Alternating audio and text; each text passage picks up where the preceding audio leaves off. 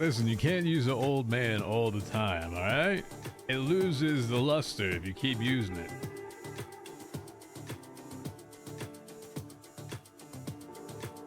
What up, Teresita?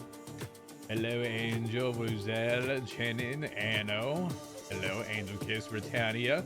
Kate with two E's. AIDS brethren. Calm down. Calm down. Hello, Samantha, Artemis. What up? Yeah.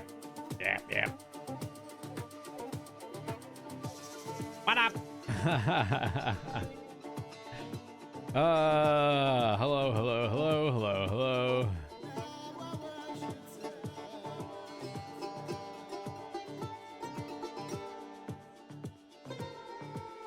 Happy 1 month anniversary, everybody, of Sitting in Purgatory. You know.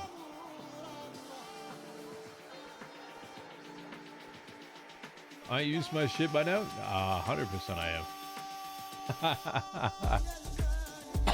am. Of course I am.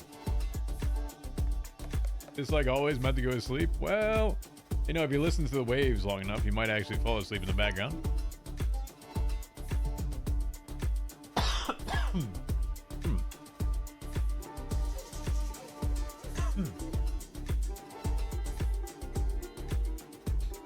What up, sir? Hello, hello, hello. Do you actually think I'm joking by that? What's this music? I don't know. Some background music.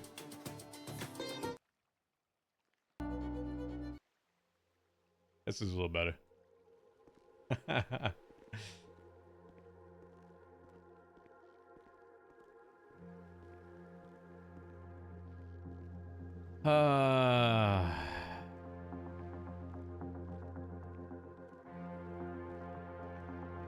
Is that better for you?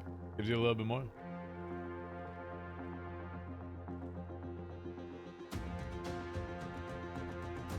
Rather be here? Yo, you actually, you gotta think for a second. No, you have to think for a second, but I legitimately have fallen asleep to the background. Hey, hold on. Let me I'll turn off the music for a second. Okay?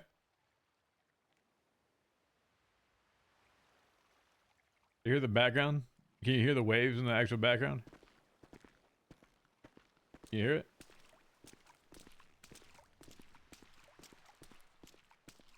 I have legitimately fallen asleep. I kid you not. Sitting here. To the ocean and wave sounds crashing against it. I actually have fallen asleep. Like IRL. And I woke up, I was like, wait, okay, nothing's changed. It is white noise, 100%.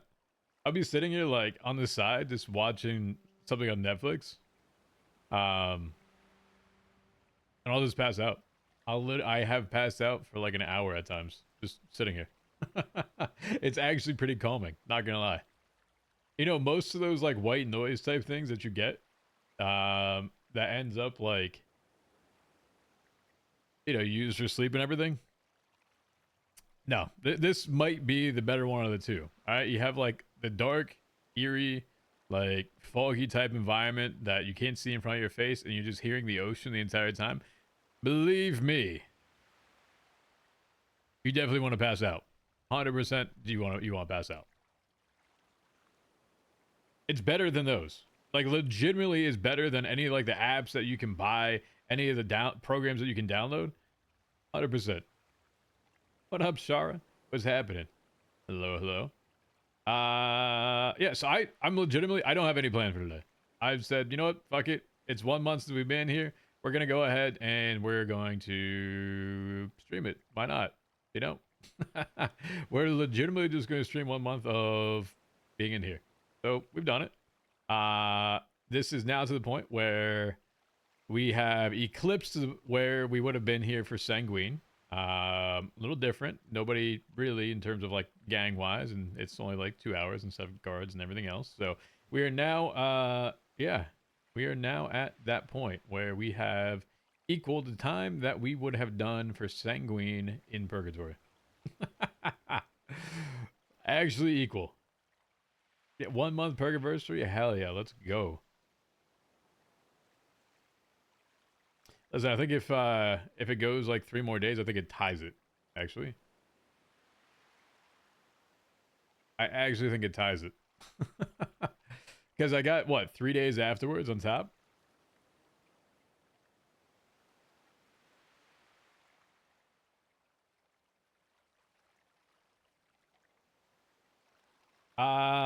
Did I agree on this with Ziggy or is not my choice? I didn't know it was happening.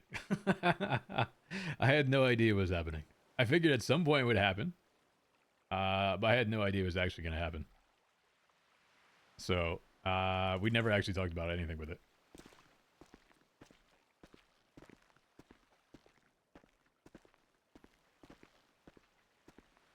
Still to this day, no idea why we're here. You know? You forget? No, absolutely not. Nope. So we put some scenes down.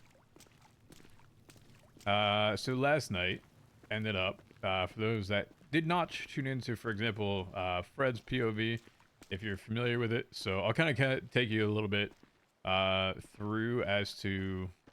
listen, we were so just like absolutely cooked out of our minds that we just said fuck it. And made something out of nothing. Literally, if you give us someone props of how to do something and not even like a script, we just ended up fucking around with it. So I've been, leaving scenes here and there. So corroded hinges. So this was TJ getting him out of the cage to begin with. That is the chemical side to this. This was used over here. So this is what Alice stole from Isaac. And yes, by the way, I fully well understand that that is exactly from, dishwashing or whatever the fuck you do in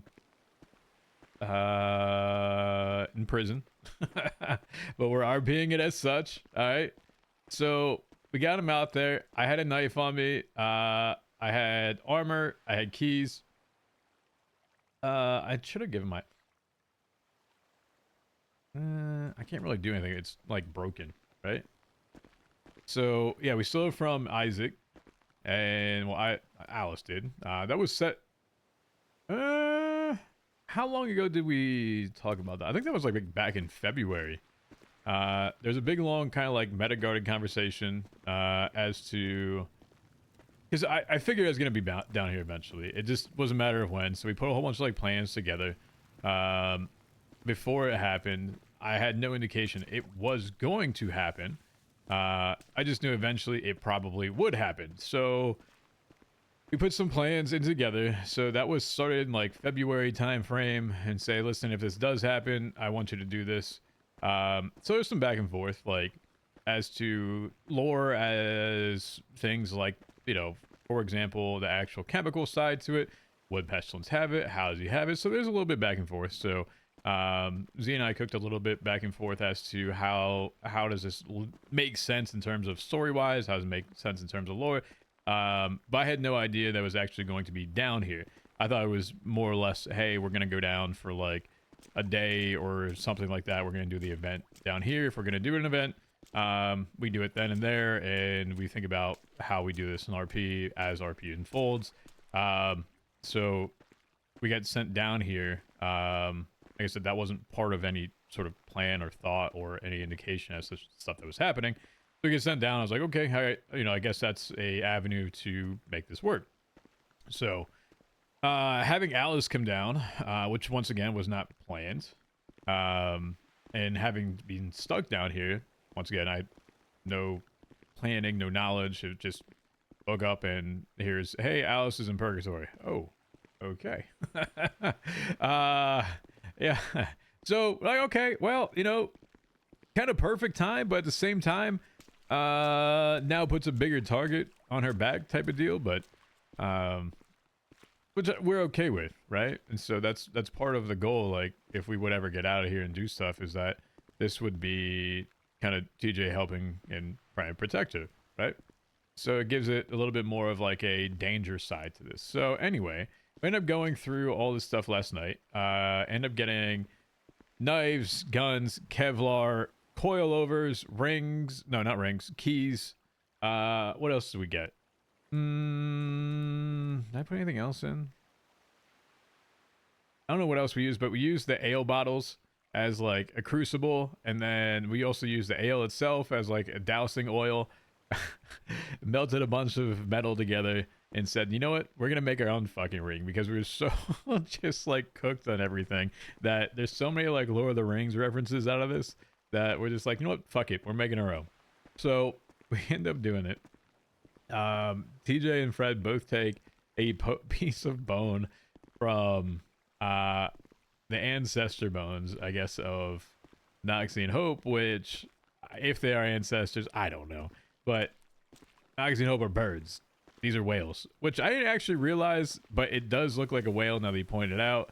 So I just thought there was a big ass like dragon looking thing, but yeah, it makes sense that these are whales. I don't know the whale bone structure. I thought they would have had maybe some bones like towards the tail or like the back fins or something like that. So I had no idea of like if there was hind legs, or not like legs, but you know, back flippers or whatever the fuck it was, right? You see the gift to the left after you were done? So yeah, I did. I'll show you that in a second. So I didn't realize that Z was down here for this, and we were just like cooked out of our fucking minds. Just, you know what, if we're here, we might as well have it and enjoy it, have a good time with it, and make something out of it, right? So we did. We ended up, I took the golf club. The black hair, I was getting to that point. You're ruining it.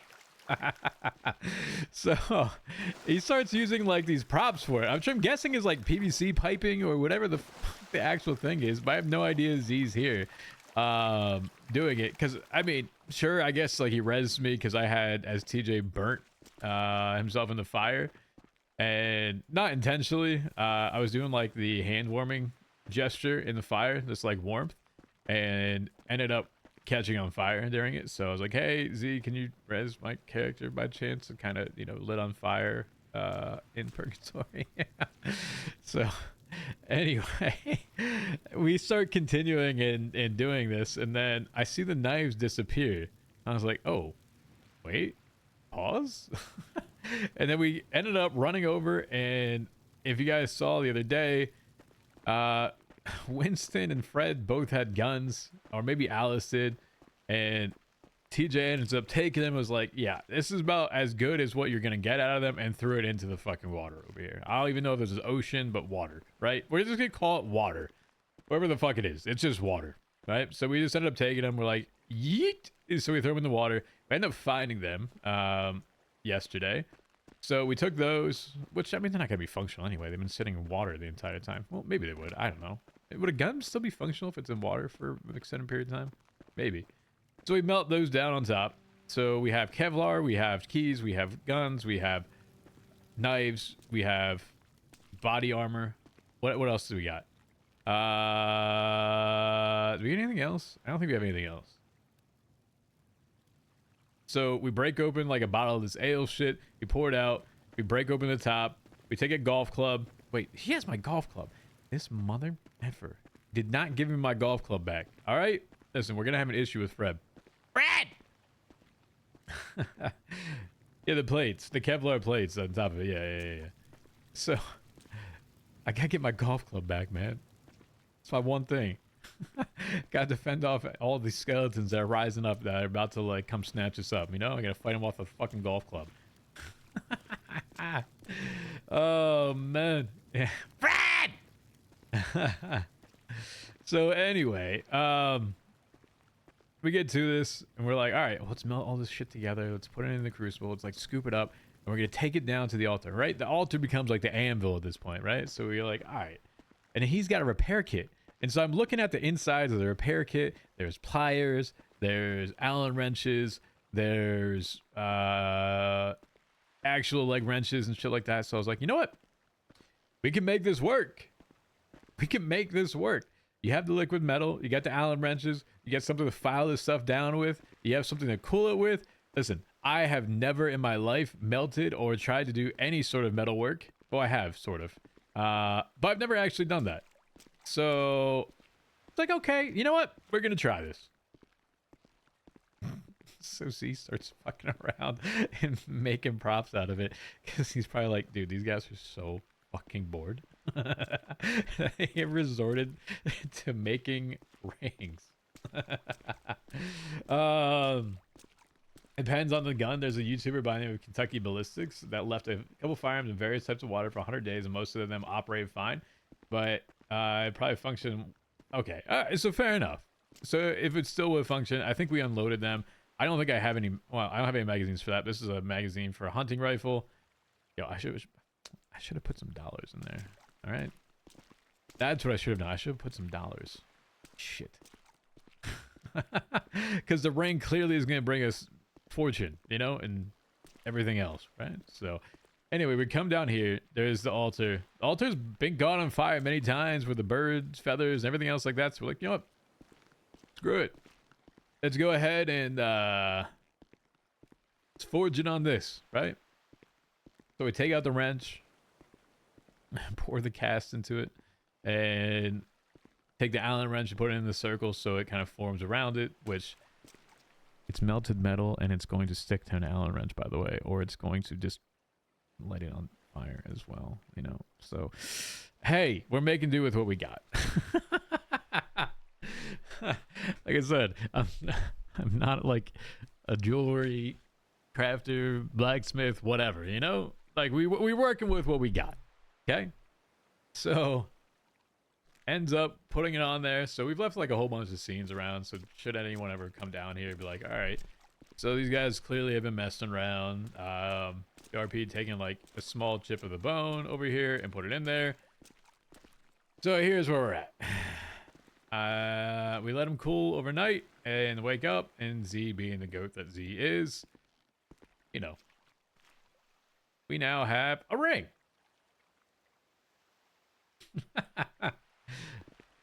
Here you go.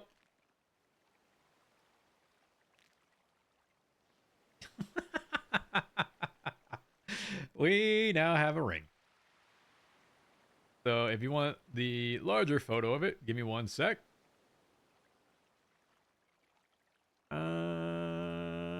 This is done by Niffler, by the way. So hold up.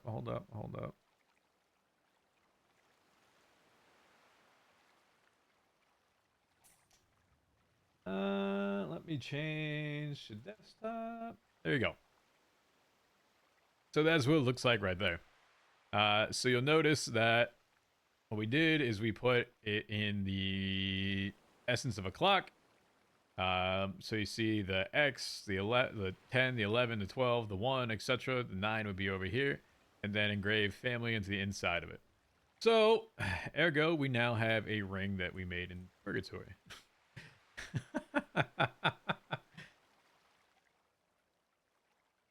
Arts and Crafts Edition, you know? So, that's the shenanigans we get up to. Does Z have Fred's updated one? I don't think so. The one that is here does not look like the updated one, which I did not send to Z, so that is probably why that's there. So, Fred's poorly handmade ring, lopsided, non-magical.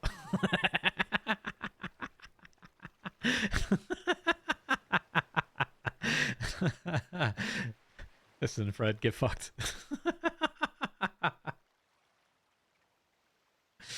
This one, perfect. You know, you could go buy this one at the local jeweler. This one looks like shit.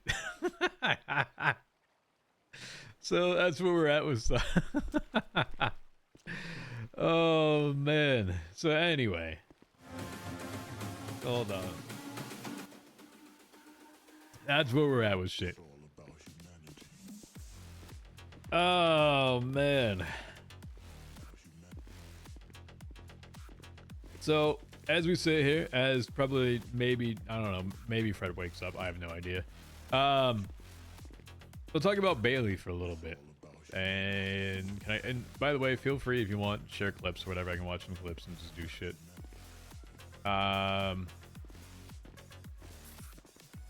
So Bailey stuff. That's been interesting. Yeah, the 2 peak donuts. Yeah, Turner's pink ring. By the way, okay, so as this was happening, he starts using items to like represent different things.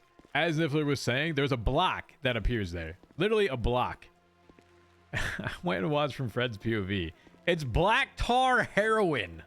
Literally used heroin to symbolize shit that was sitting down there.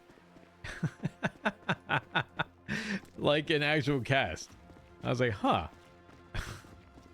So props to that. I'll give that. Anyway. So, you know, like I said, we've left some kind of things that are here. Here's some like clear signs, indication that there's some fucked up metal things inside of this. You know, this should anything ever happen. I mean, who knows? So Bailey stuff for a minute. Every day that I log on fucking Bailey, it is, when are you going back to justice? When are you going back to justice? When are you going back to justice? Like, bro.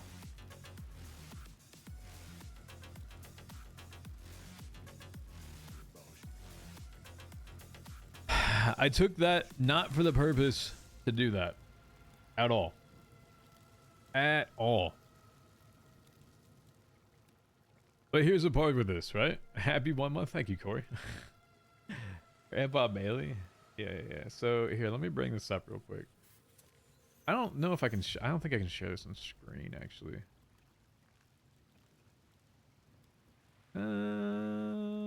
Yo, what up, Toronto Maple Leaf fan? What's happening? I don't think I can share the actual MDT on screen, so maybe I don't share that. So there's a lot of shit that has been happening with this, and so it has been pretty evident and clear that I don't know if like people just check the fuck out, or they just don't want to work together, or they just don't have a broader vision with the actual department. Because each day that I try to even point something out, I'm like, yo, can you guys like sign your legislation? Can you actually sign it? Here's what I'll do. I'll take a screenshot of it and I'll bring it up so that you don't actually see the address. Here's what I'll do.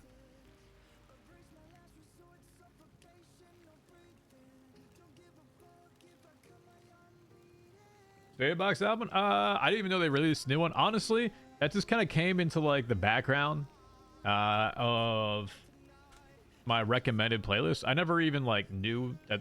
I didn't even know about them at all. So I had no idea that they even had any sort of new album or whatever happened, right?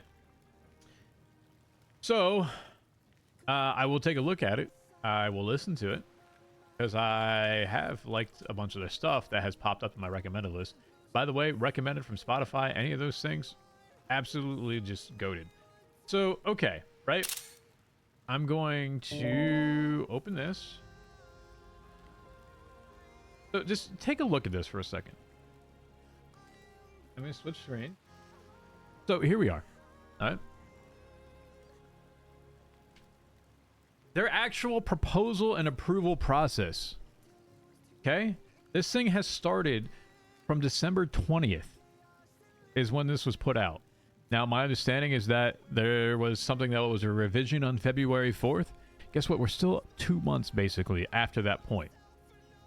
And there is no signature still from a justice down here. I have repeatedly texted someone. I have repeatedly put into or shared actual communication channels. Sign your fucking legislation. Sign it. Because right now, none of it's valid. They can't even sign it at this point. Literally, put your signature down there. I have notified them, tagged them, Discord channels. I have texted them on Bailey, sign your damn legislation. It's not valid. Literally, anything done with this is not valid. until a signature is on there. It has become, it's so frustrating looking at and seeing this right now. And it does make me actually want to go back and help them in a way to set something up and give them some sort of guidance, because I don't think that they have an oversight to that, but at the same time I'd be like overstepping everything that it could be seen as negative. So anyway, I get on yesterday. I'm having a conversation with Turner, who says to Bailey that Nino is now advocating basically for people to have class 2s or not to be charged with class 2s because they have to defend themselves from other individuals that have class 2s that are going to rob their security trucks. Huh?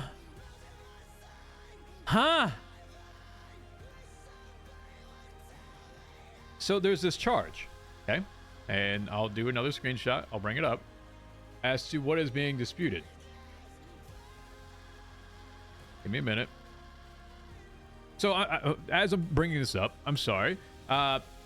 We now allow illegal things that are now appropriate to just kind of slip past the cracks and not be as a blanket charge, and, you know, or to be included as a blanket charge because it's now just considered fine. Hey, by the way, the class 2 possession charge is actually more, I think, than the actual charge itself. So give me a second as I bring this up. So, security firm. Security firm is a $25,000 fine, and possession of class 2 is a $50,000 fine. Okay, got it. Cool. So it's double the amount, by the way. So this, as I am trying to take a screenshot, give me a sec so I can show you.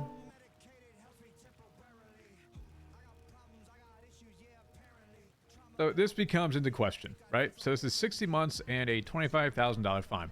Robbery of a security firm. Any person or group of people who forcibly remove or attempt to steal anything of value in the care, custody, control, management, or possession of Group 6. So this is if they were doing like the previous Group 6 robberies that has then been adapted to the bank trucks that exist now. This charge will encompass any charges that occur as part of the robbery, including brandishing of melee weapons, unlawful imprisonment, aggravated petty robbery, evading, resisting. The use of firearms will not be included in this umbrella, nor any additional crime committed violence. And so the question became up as to, okay, what if they were GSR negative, they didn't have or use their class 2? Why is it not being part of a blanket charge? I'm sorry? Okay, so fine. Encompassing the charges that occur as part of the robbery. You're still robbing something, even if you didn't use the class 2 whatsoever. And you just kept it on your person and you just did it as a melee weapon. You're still committing a crime. As such, you're being searched. If you didn't use it, guess what? The use of a firearm will not be included in this umbrella, nor additional committed violence. Well, okay, great. So the use of it, well, you didn't use it, but you still have it on you, so it gives you obviously PC because you're going to search their shit and you're going to charge them for it.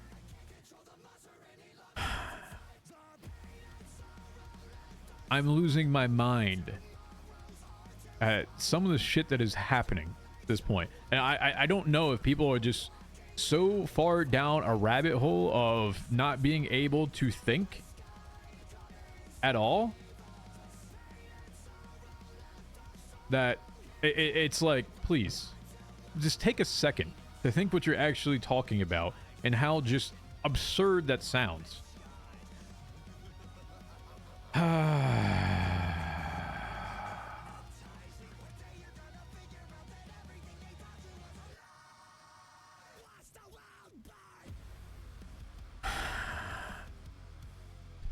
So then we get told that he wants to go for senator.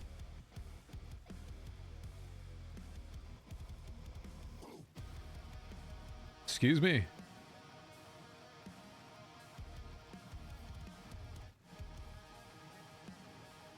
Excuse me.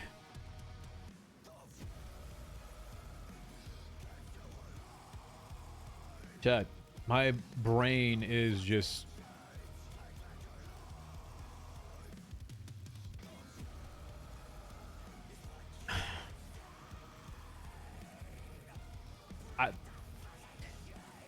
Hold on.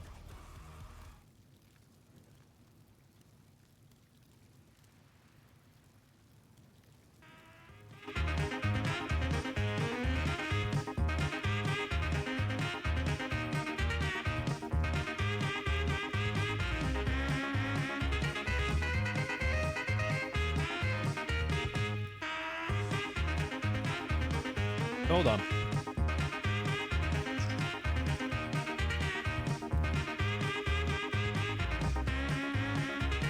Makes no sense.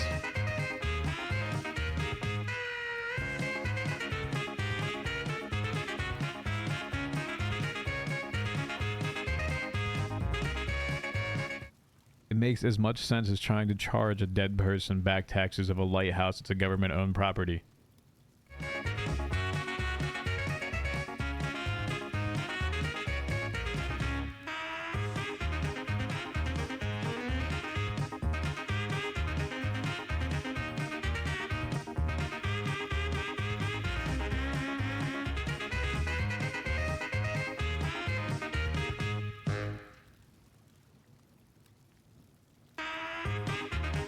Yep.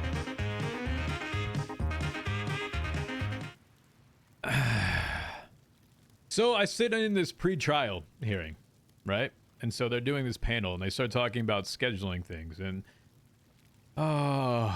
depositions and how things are taken. It's taken them 6 months to do Jackie Snow's case. And they self-admitted that they made a mistake in repealing a fucking search warrant, calling it invalid so that the fucking PD is now footing the bill. And then the DOJ itself is then paying for the bill.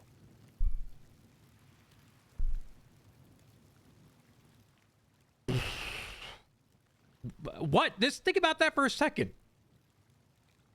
The DOJ is deciding the fine that the LSPD is going to have to pay out to Snow. And then guess what? The DOJ is also signing off on the bottom saying, hey, this is our fault, so we'll pay you back. Huh? What the fuck has happened? What has happened?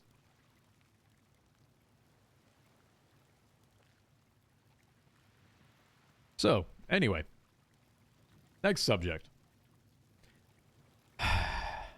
We get brought into this conversation. And of course, by the way, it is totally not about pestilence whatsoever. And Isaac, who I play Bailey, that he doesn't believe in any of that shit. And they bring up Chatterbox. And of course, they bring up Edgar's whole thing with him too. So, you know, God forbid I can't stay away from either one of the things that I have been involved with my other character. So they go, okay, hey, we want to do serial assaults and killings on Chatterbox. Okay. Okay, so let's talk about that one again real quick, right? So, serial assaults and killing. Any individual who commits the offense of attempted first-degree murder on 3 or more separate occasions, with each attack showing premeditation and clear intent, occurring in separate events at different times, and sharing common characteristics such as the reasonable possibility that the crimes are committed by the same actor or actors, may be subject to penalty to and including life imprisonment or the death penalty. Okay. So next thing I'll bring up, give me one sec. Let's bring this one up.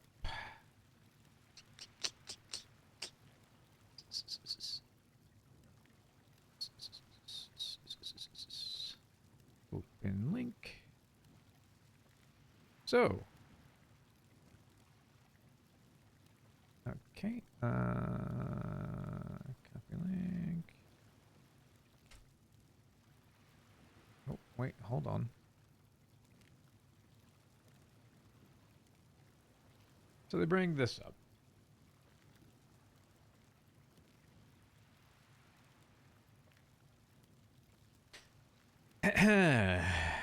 From February 17th. That is Perry's, it's Nino's, it's Grayson, that's Falconer. Okay. And it goes through the increase in cases on an unidentified illness. The citizens of San Andreas, the San Andreas Medical Group is closely monitoring a rise in unidentified illness affecting residents across several areas of our state. While the cause and nature of the illness remains under investigation, you clearly know it's coming from. Health officials are actively working with medical experts and law enforcement agencies to determine the source and implement appropriate response measures. Symptoms reported to affected individuals: minor fatigue, mild throat irritation, dry cough, shortness of breath, veins turning dark under the skin. Cough worsens, dizziness, black and mucus, lung restriction, severe breathing difficulty, fainting, death if untreated.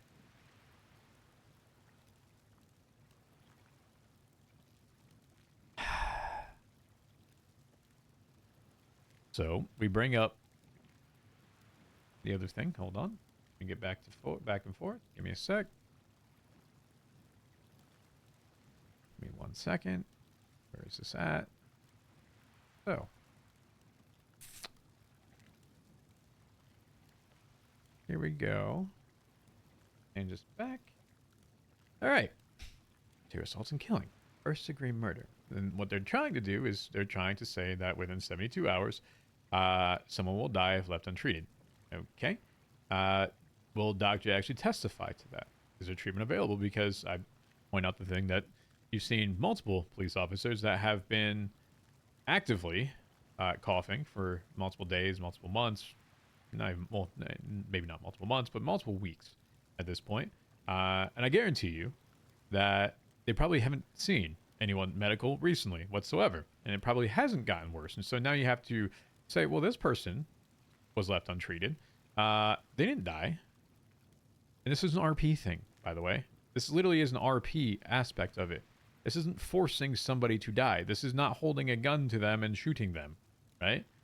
This is their choice in RP. So it becomes like this, okay, how far do we want to take the RP portion of it to how far do we want to fuck over a fun-loving character on the server? Not that I put this into consideration or not, but how far do you want to fuck someone over? And say that this is now murder because you getting sick, if it was untreated, you're going to die and you're infecting them. Okay, so let's see. I get sick. I go to a conference. I get the flu. I cough, but I still have to be at that conference. Do I get charged, by the way? Because guess what? The flu can still kill people at some point if it's bad enough, right? So do I get charged with attempted first-degree murder on individuals? Because I did come back with a sickness, right? Like, so I should be in jail right now. I shouldn't be here, by the way. I should actually be in jail. And by the way, I didn't like that person over there, so I made sure that I just kind of coughed in that general direction and hope that they got sick, right? Shit. So,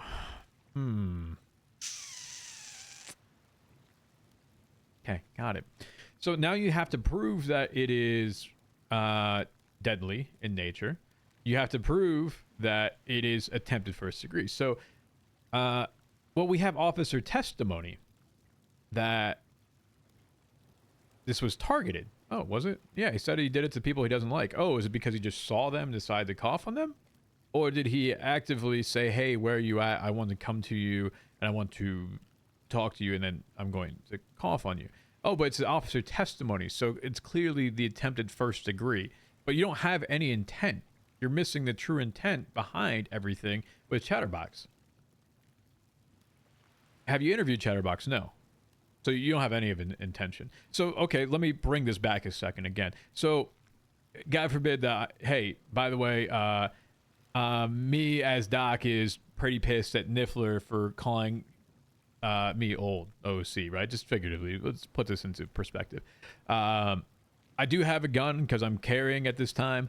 I have a license to carry it, right? And so Niffler comes up to me and goes, hey, old man.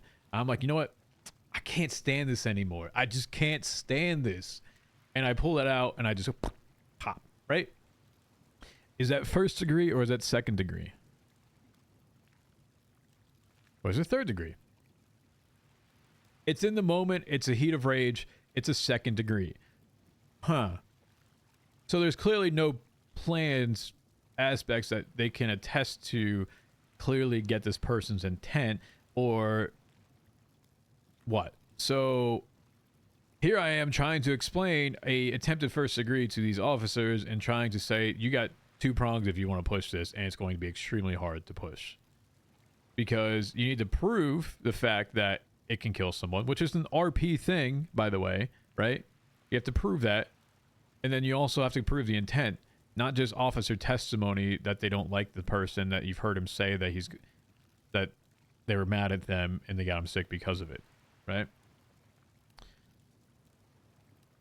So, bring me back to the DOJ side, where there is not enough stuff happening, is that this should be reviewed in something that's adapting in a day-to-day process, as in whether we decide that we want to do something biological, weapon, nature, whatever, and spreading in this, and we can create a charge for it. Whatever. And from the medical side, they go, okay, well, we have to get the PIPA. PIPA is the patient health identifier information. And they want to subpoena basically the patient health information.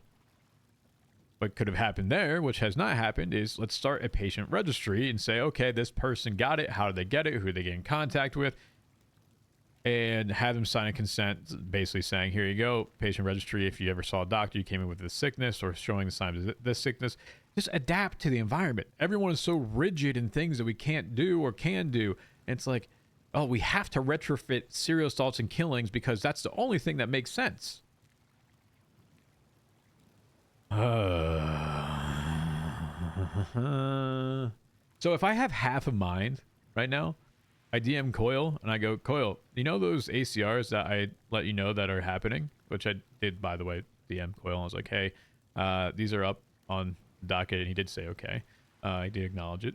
If I have any half of mind to actually say anything, I'm just to say, Coil, I need Governor K.Oil to appoint a federal justice that is from the state to oversee these matters, and you can just do your thing and you go keep working on 5.0 stuff. And I then take control of the entire DOJ. I dissolve the marshals. I say, guess what?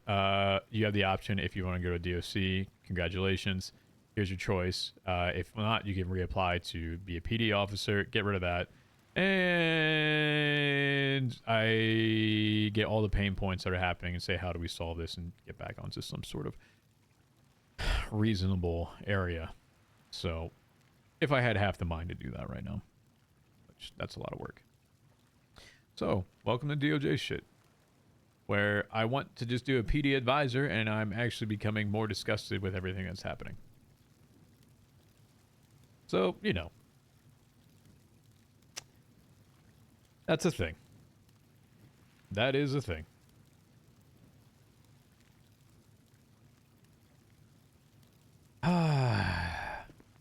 So, yeah. The whole class 2 charges, the 50% off weekend, wanting to be a senator, whatever it is. Yeah, Nino looking real sus on Bailey's side to this. And then I wake up to this fucking image from Turner. From Bailey's side. Which I'm almost positive this is from Nino's entire thing, by the way. Give me a second. Let me bring this up as well.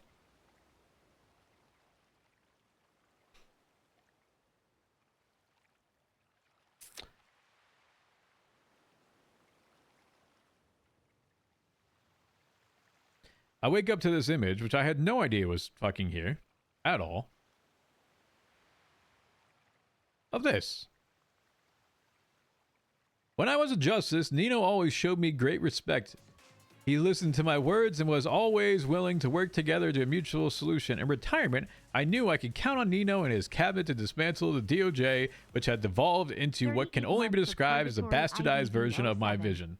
I don't even use the word bastardize in any of my actual conversation day to day, nor would I use it on any portion of my characters because it is not top of mind to me.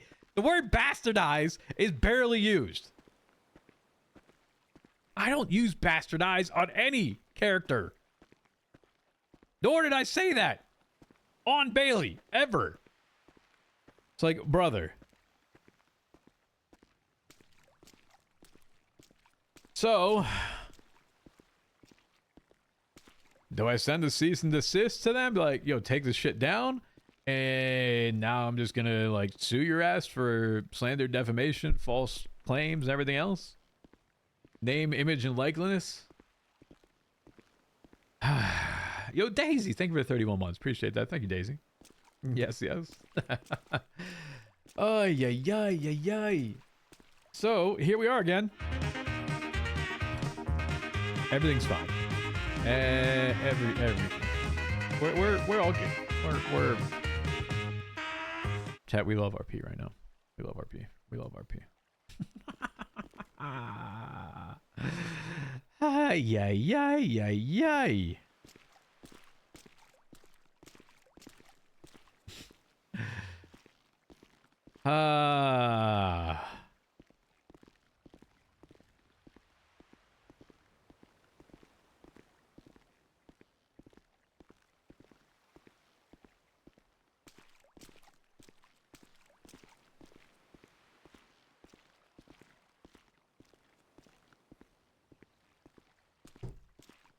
Everything's fine. Go CJ should go boosting. Yo. It's not even things you can like. I don't even know how to describe it. See that bonus when they. Everything's fine, chat. Everything's fine. That nothing is. You know. Everything is fine. Nothing's fine. I'm not okay, chat. Can I get 10 gifted? No, I'm kidding. I'm not IDD like that, alright? Daisy's having PTSD. But for real, can I get 10 gifted? No, I'm kidding. She knows exactly what I'm talking about. So sad can we get 10 gifted? This guy. So we start trolling each other, by the way. And this is becoming a thing where we'll send a message. So our time zone. So if you guys don't know, I talk to IDD like basically daily still. IDD played Jesse, friend boy, whatever you want to call it. He and I talk daily. We troll each other just so much at this point. To the point I don't even know if he's trolling me anymore. Or if it's actually serious. And so we started fucking around saying that we have a spreadsheet of all the times that either one of us has not answered each other, or that we're keeping a IRL reputation of each other as well. So each time that one of us fucks around with the other, our reputation with each other falls. And so I think I'm at like 250 out of 999 over Exalted right now, but I might be dropping down to Revered sometime soon. And so I gave him one as well this morning. What did I gave him something? I don't remember what it was. So asked him about the 100 gift he had to give recently. Did he do matching gifts? Like a Sims relationship bar? 100%. That's exactly what we're doing right now. Oh, you bet with chat? Oh, he lost. All right. Hold up. So what I'm going to say, I'm going to have to say to this to him. I'm going to say, hey, part of that 100 gifted was a 10 gifted that I owe you. So we had a... I told him I'd give him 10 gifted if he ended up camping some in the Marvel Rivals tournament. He killed them once and spawned and called it camping. I said, no. Camping, you setting up a tent there, motherfucker. You're just visiting if you kill him once. Like, you can't camp someone, kill him once and say that was camping and it deserves 10 gifted. No, sir. No.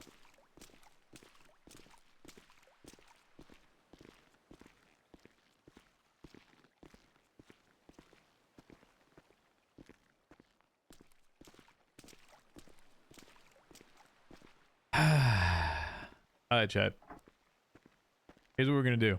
I'm gonna start naming these over here. Alright? I'm gonna start naming this one.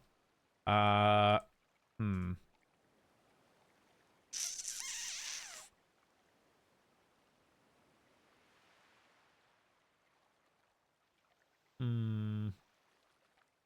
should we name this one?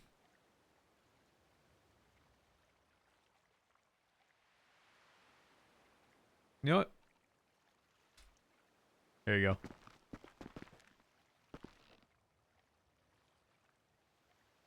They've passed, you know? You want a Walter in there? Alright, we got a Walter. We got a Walter here. Damn. You really going with the emotional terrorism on that one. If I put that down there, bro. Ooh. Ooh. Yikes, man. Yikes. That's some ET right there. That's some messed up. I'd even suggest that one. I'm not even the one that suggested that. That's messed up. That's actually messed up. Damn. That's kind of that's low, man. That is low right there.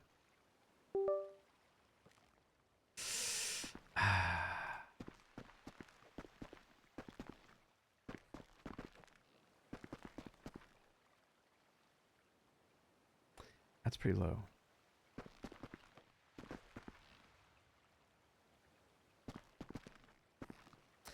Okay. Well, I can't put Bass because we saw Bass.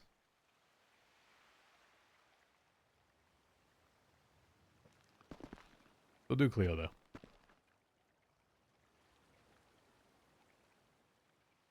Oh yeah.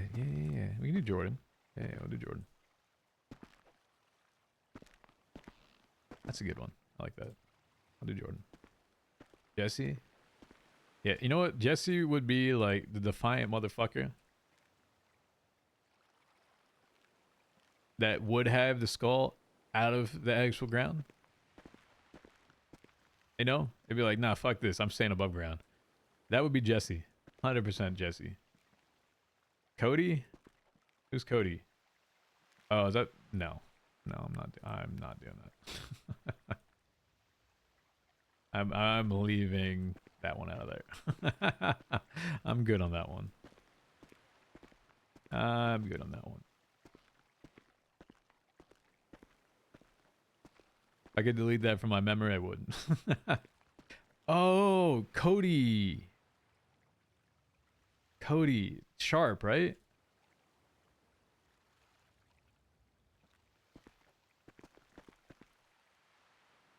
Okay.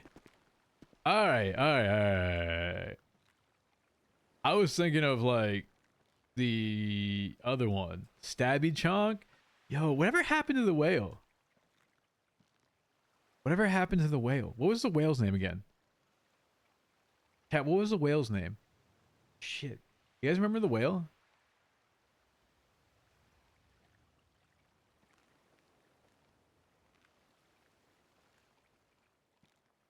TJ had a plushie whale after Stabby Chunk. What was the whale's name? Yeah. Was it Walter? Is that what it was?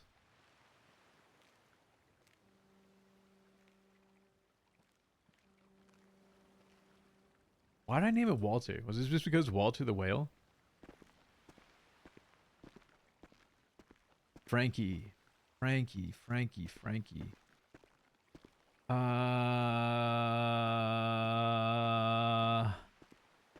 do recall a Frankie. I don't know why I know a Frankie, but I do recall the name. Why do I know the name Frankie?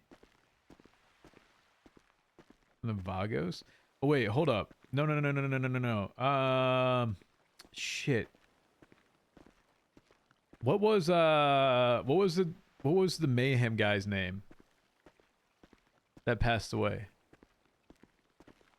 from Sanguine?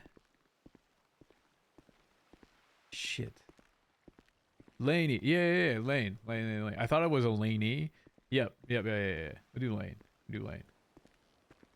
That's what we should be doing too. There was someone else too, right?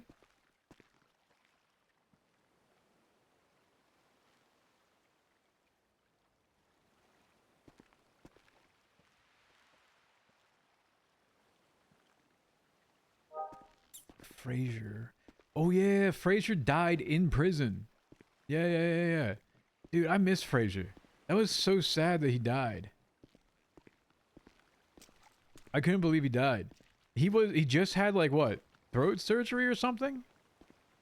He had like a surgery and then something happened with the DOC. I don't know if like they tased him or it was like excessive force or whatever happened to him. But he ended up passing away. He had like the face paint, right? Is there any more? I don't... There's gotta be more of these, right? Is there any more tombstones? I don't think there are. Shit. Alright, we'll take Kappa's one off there. Alright, we'll take Kappa off. We'll take Kappa off. We can do Fraser though. We can do Fraser.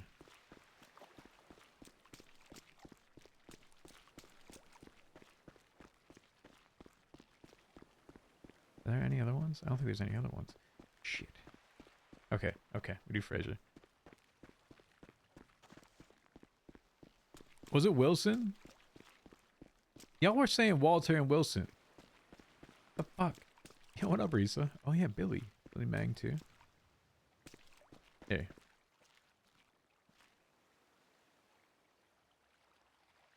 Here's Billy.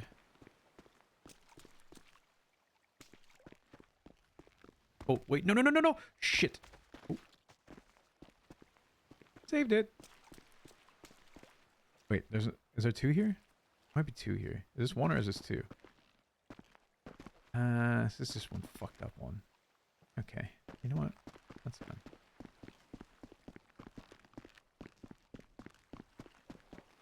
Alright, alright. So we have Walter, we have Aaliyah, we have AK. Alright, so you're saying this is Wilson. Not Walt. Wait, Walker? Which Walker? What Walker are we talking about here? We're doing Wilson. Every Walker? Yo, that's kind of true. That's actually pretty oh, I can't believe you said that. I wait, shit. I just deleted this one on accident. What was this one? Wait. Oh, this was Cleo. This was Cleo. Okay. All right. We're going Fraser here. All right. Easy. Wait. No, Walter. Walter needs to get... Fuck. All right. We have room for one more. But Solomon is still alive? He's dead to him. He's dead to him. I ever did Billy Mang. I did Billy Mang.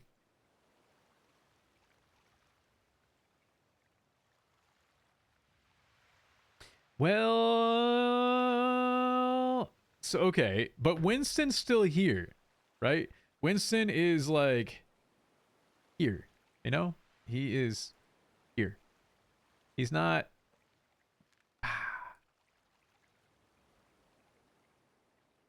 here.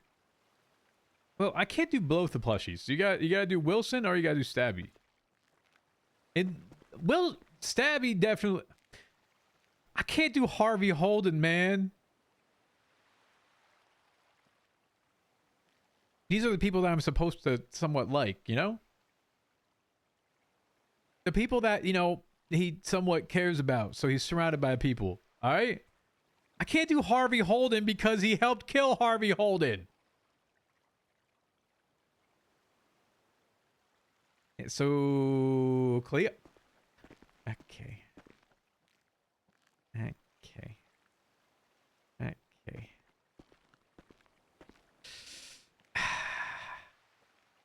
Nar.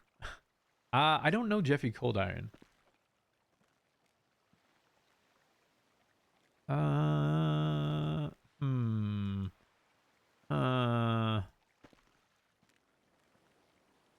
Bundy? Yo.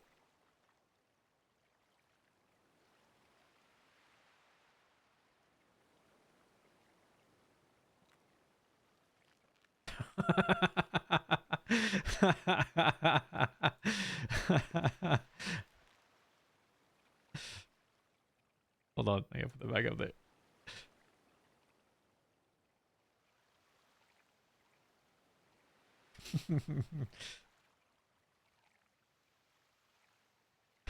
There you go.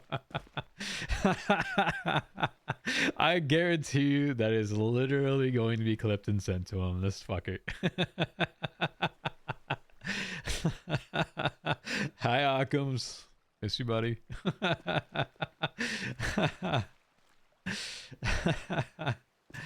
The old guy lived in a Spoochie. Shit. Warlord's Jesse over here. We got Jesse. Yeah, I think he's still around. Shit, what's his name? Willie. Yeah, Willie Banger is actually still around.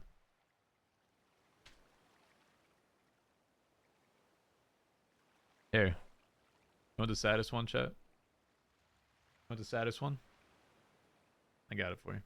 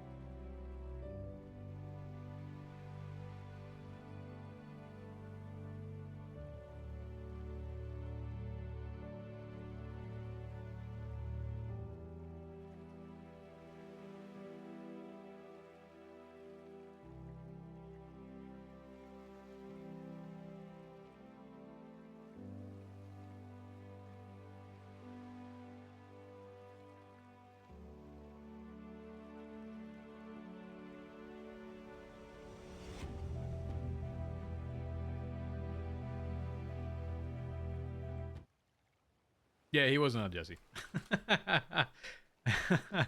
Wait, I just fucked this one up. Who was this one? Chat, give me 2 seconds ago. Who was this one? This is Jordan's? Okay. Alright, Jordan gets to keep this one.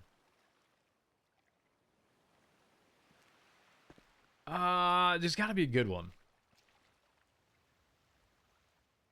Your immersion.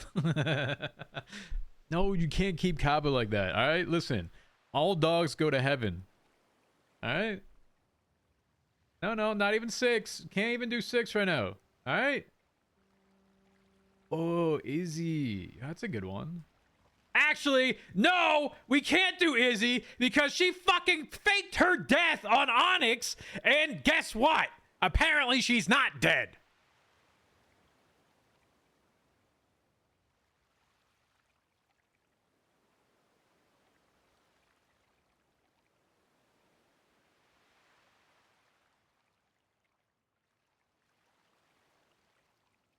Can't do Izzy. I already did Billy Mag. I did the Billy Mag one. I get on Onyx, and the first call that I get from Rod Long, of all people, is, hey, by the way, Izzy is alive. I can't... No. Chat. I'm going to show you something. Hold on. Pause. Give me a moment. Give me a moment.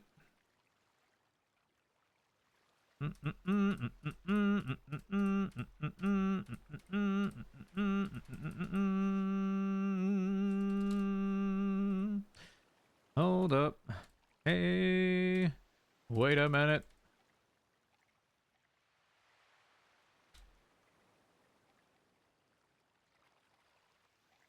Mm, mm, mm, mm, mm. You want bass? There you go.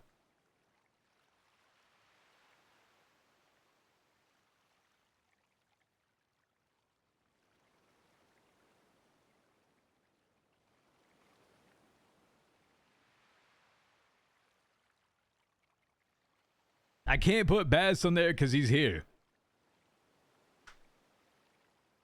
This fucker. I was sitting here.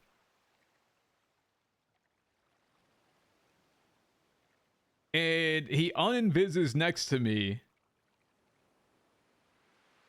And starts talking to me. And you never heard a footstep. You never heard any indication. And he was laying down next to me, invisible. And he just starts fucking talking to me. Listen, this is twice this asshole has jump scared me. Twice he's done this. Guess what, Saab? I owe you. I fucking owe you at this point. I swear to God, if I tabbed back in and he was standing there, I might have murdered him. Aziz? But TJ doesn't know Aziz is dead. Axel Justice? We're trying to put people in here that we didn't, like, you know, that we actually mourn the people of. Axel Justice, like, you know, he lives on his patch right there, you know? Justice was served, burn in hell. All right? You know, we'll go with that one. He's got his memorial right there. It doesn't need to be here. He's already got it. I'm wearing it. Oh, Olivia or Wolfie? I have Olivia here. Wolfie's not dead that we're aware of. Sarah Weasel? Nah. That was a one life character. We need like impact. We got one impact character left. Anastasia Pierce. I didn't know Anastasia Pierce. TJ doesn't know Anastasia Pierce. We gotta think about someone that actually died. Fauna? I don't know. Do we know about Fauna? Maybe we do. Oh, shit. What was his name? What was that guy's name? We can't do Winton. Winton is here. Winton is here. He is in purgatory. He is here. He's here. We can't do Winton yet.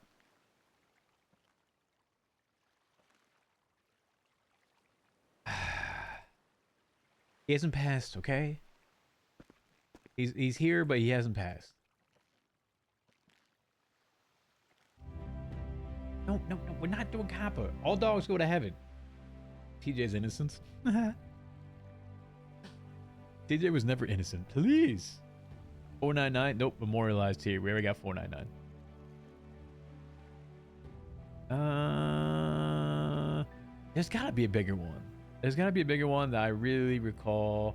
Come on. Flops PD create. Actual people! The family house? Damn, that one.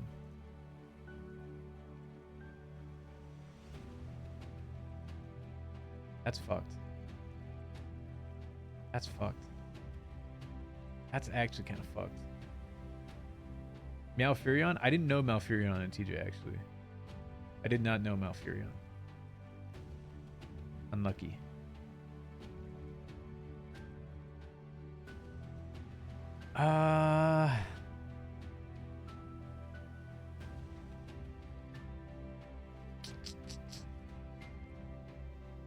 Oh, Wingman. Wingman would be a good one.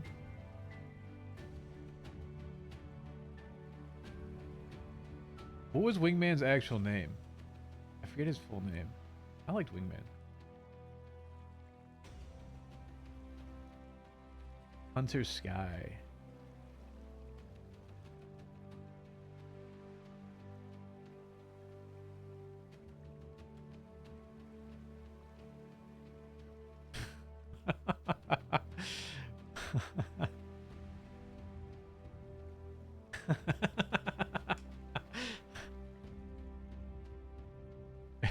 Here, hold up.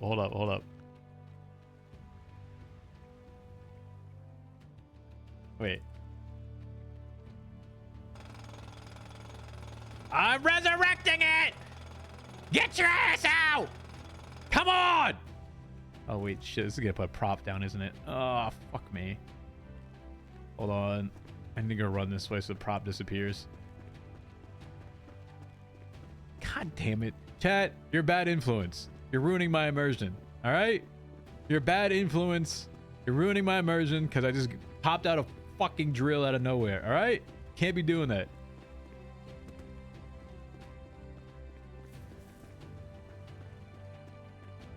Ring's still here.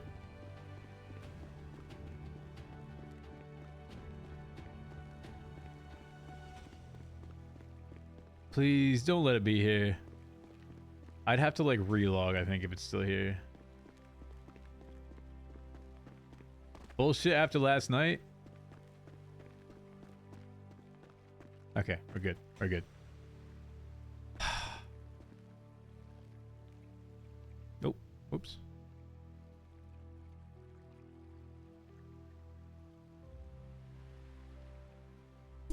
We do have Fraser. R.I.P. Keith, man. R.I.P. Keith.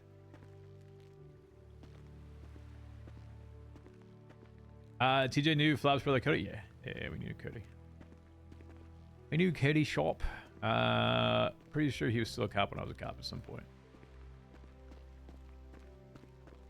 So we're all caught up. Fraser's there. That's the mayhem guy. Leo Shaw, Jordan, Lives, Jesse Adler, Keith. Well, we kind of just, you know, we might have just ocean dumped Keith yesterday, you know, but he moved on. All right, Keith. There's infinite number of Keiths. So we're blanketing Keith. You know, there's like 1,000 Keiths. Copper's dead? Nah. I don't RP that Copper died. I don't want to do that. So we got AK who died up here. Rude Day. Wait, she died?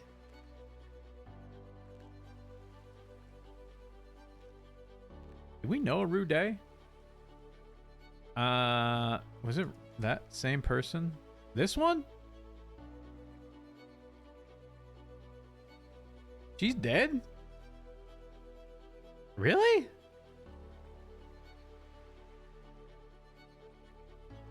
I didn't know that. I didn't even know that on OC level. I had no idea. Okay. I mean, we don't know she's dead. Really? For a while? There's Billy Mang. There's Lane.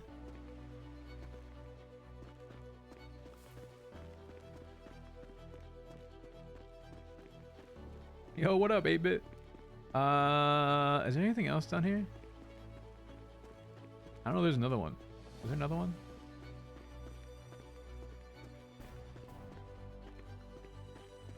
For a while? Like, how long ago did this happen? Because I recall doing like... I mean, I was out of RP for a long time, truthfully. I recall doing like the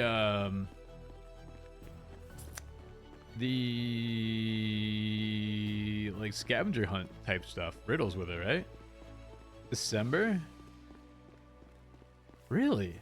I guess I was back when that happened then, but I never heard anything about it. Huh. I had no idea. Okay.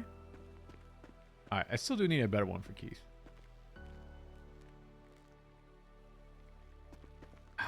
I want to put Jackson Hamilton here, but that fucker's still alive. I wish I could have killed him as part of everything.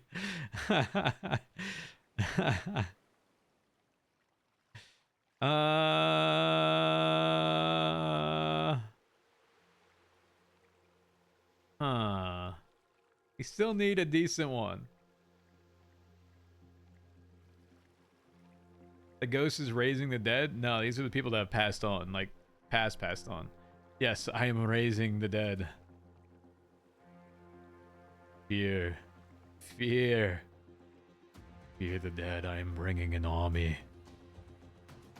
Welcome to the army of the dead. Please stay around.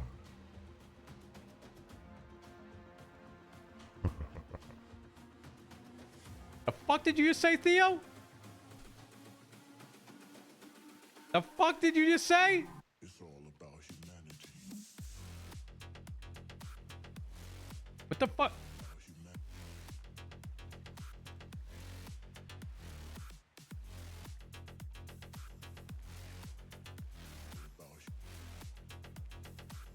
It's all about humanity.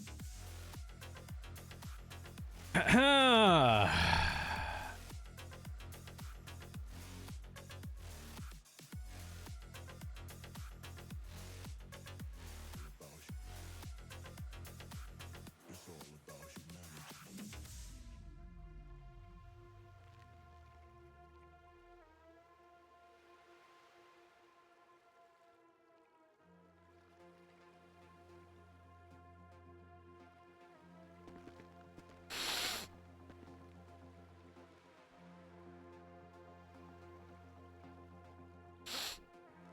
TJ didn't know Anesthesia Pierce, but you know what?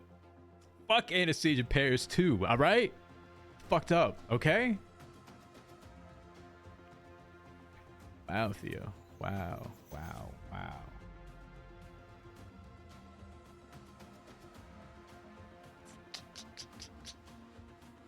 Wow.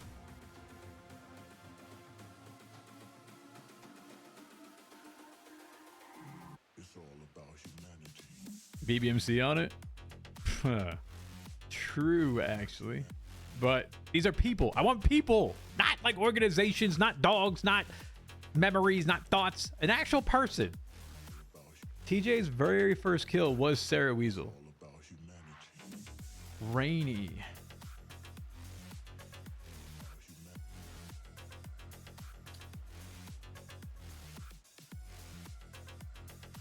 Dundee. He's still alive though.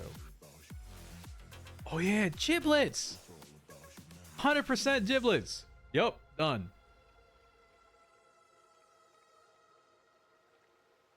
Damn, RIP giblets, man. That's fucked. That's actually fucked. Damn, I forgot about giblets. Wow. Okay. All right. I'll take a giblets one. Yikes. All right. All right. You don't remember giblets? BBMC killed giblets. Oh no. Oh no, man. Yeah, dude, he legit like he legit like looked up to Barry so hard and then Barry actually killed him. Giblets was like so innocent, man. That's so sad. That is actually might be the saddest one here. Like that might actually out of all of these might be the saddest one. Well, Terrence has not passed on quite yet. Terrence is still here. Though at this rate of time, it's like, do I just move him on anyway? Ah!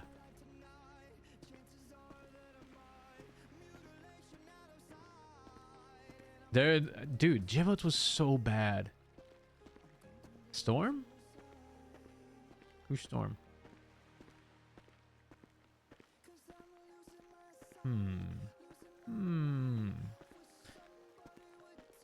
Do we pour acid on the other hinges over here just to fuck with this one too? I don't know if I'd have enough to do the other shit that I need to do. Still have hope that TJ be resurrected somehow. Why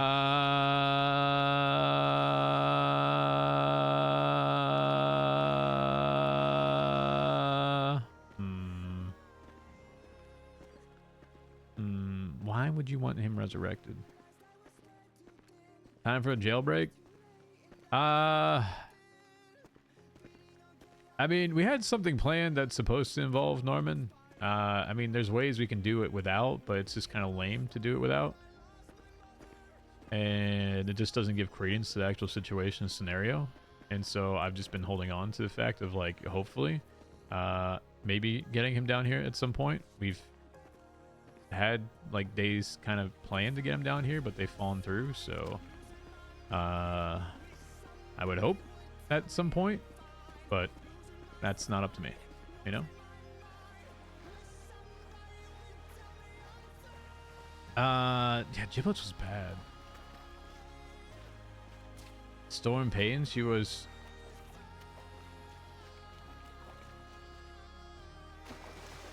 I don't remember Storm Payne.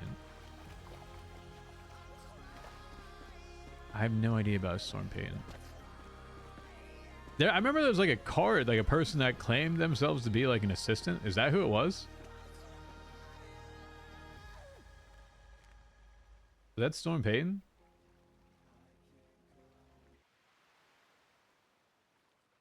Okay. All right. So we got his name. We got Billy Mag. We got Billy Mag. We got Billy Mag. Billy Mag is over here. We got AK. We got Aaliyah. We got Wilson. The fucking plushie, man. All right. Need a new one. Need a new one.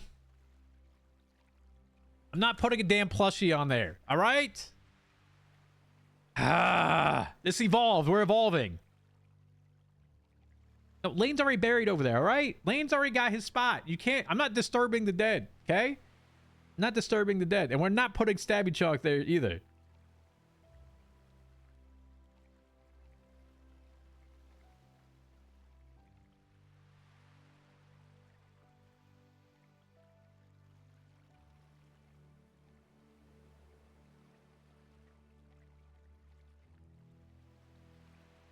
You don't know what? Okay. TJ Lore, what's going on?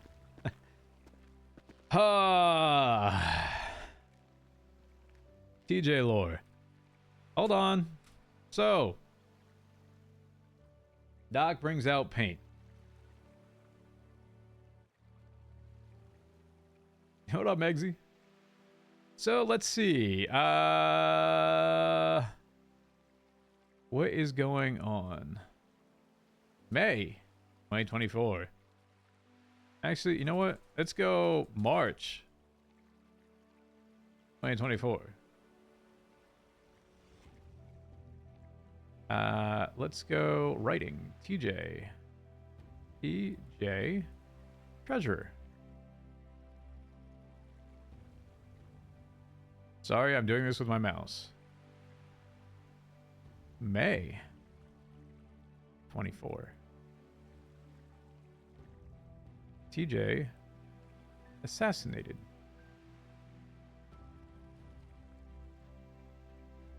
Okay. And dead. He's dead. Okay. So he's dead. Dead. Dead. Wait, you went 3.0? Wait, you went 3.0 lore? Evil painting. I can do 3.0 lore if you want 3.0 lore. Actually, probably the Wikipedia page is much more than that. I don't even know if I could give you all the 3.0 lore. As far back as I want, brother. Who's got the videos, chat? Who's got the videos? Hold on. 2.0? No, I am not doing 2.0.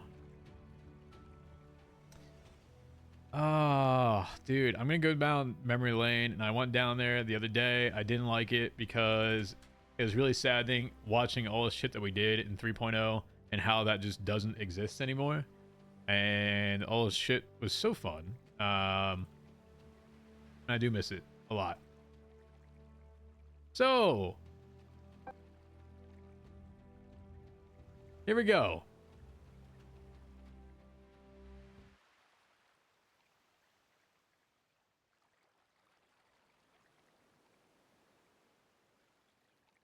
Let me know if you can hear this. Walking with LSPD. How do we know each other again? I'm pretty sure I'm your new father. 'Cause you want to join the BBMC as a police officer. Yeah, why not? World's okay as cop. You do all right. So how much money did you win? 140 grand as a team. Oh my god, son.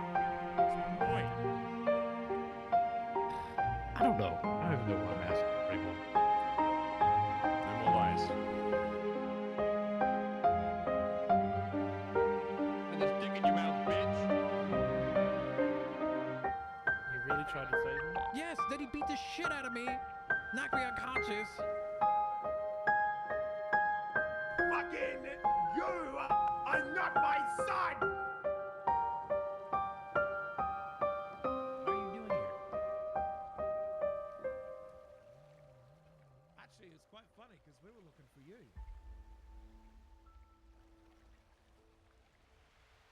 Get in the silver car, son.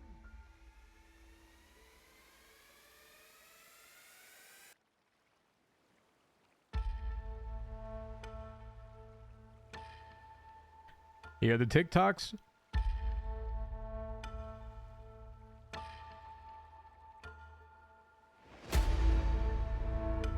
Come out here, son. Everyone get your fucking piece in your hand. What I'm trying to say, son, is you know Barry loves you fucking dearly, right? Yeah, he's my dad. What are you talking about? Yeah, and he's my husband. Okay.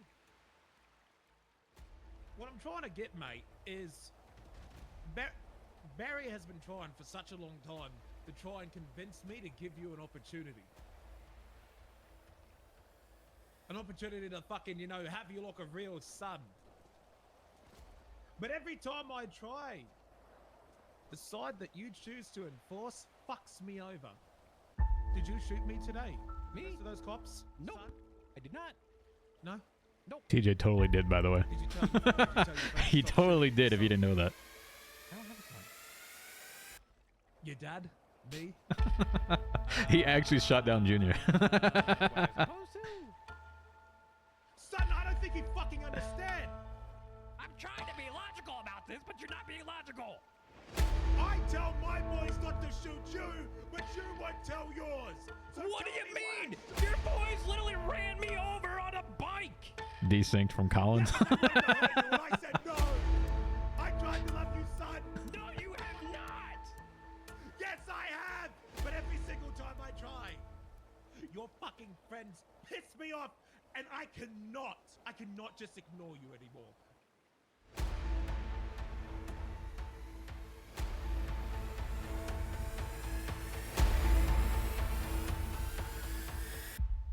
Do it.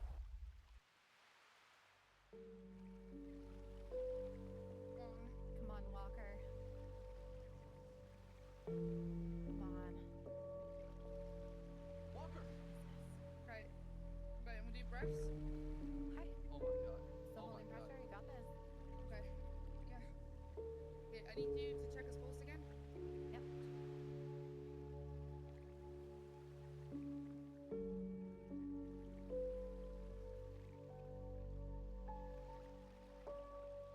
So, if you're not aware, Okay. this would be the time that TJ would be in purgatory. If I don't even get a faint By the pulse, way, I have to this is call black time. That's what RP does. This is him going to the door. Okay. 3. I don't know if you've 2, 1. put a lot of those together, but do you guys recall the light door at the end of it that I've talked about for TJ's purgatory? That's it.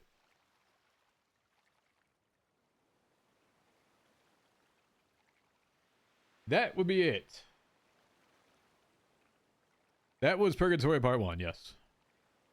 So, that is all hail. I will agree with this one. To his knowledge, he's dead. He's dead as fuck. And I'm pretty sure he created a separate character, and I don't think it's the actual chain. Nostalgia is one hell of a drug? Dude. Tell me. All this shit that we did in 3.0, dude, I missed a ton of it. It was just fun RP then. It was super fun RP. It wasn't too serious. Like, we were enjoying ourselves. It was just a fun group to be around. Truly was.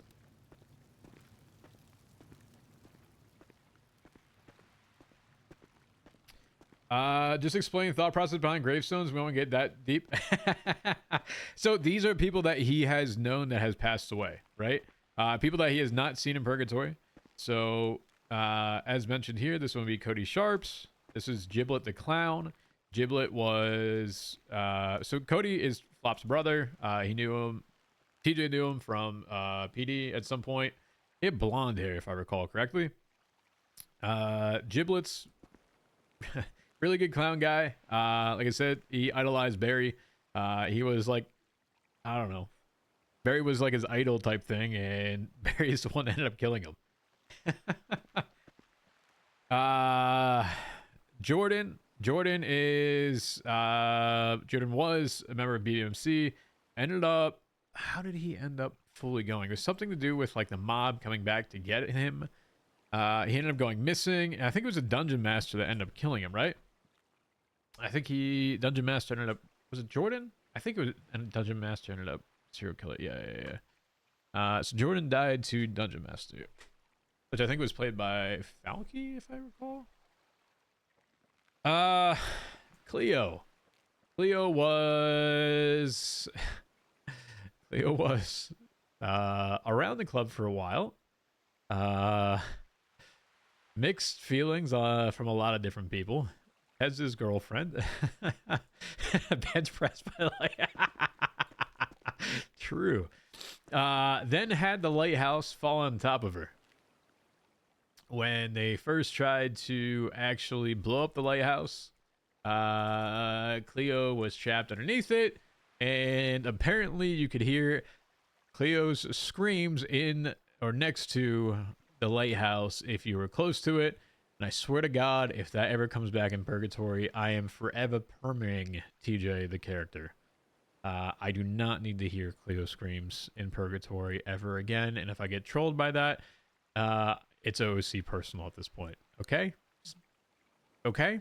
Just letting you know.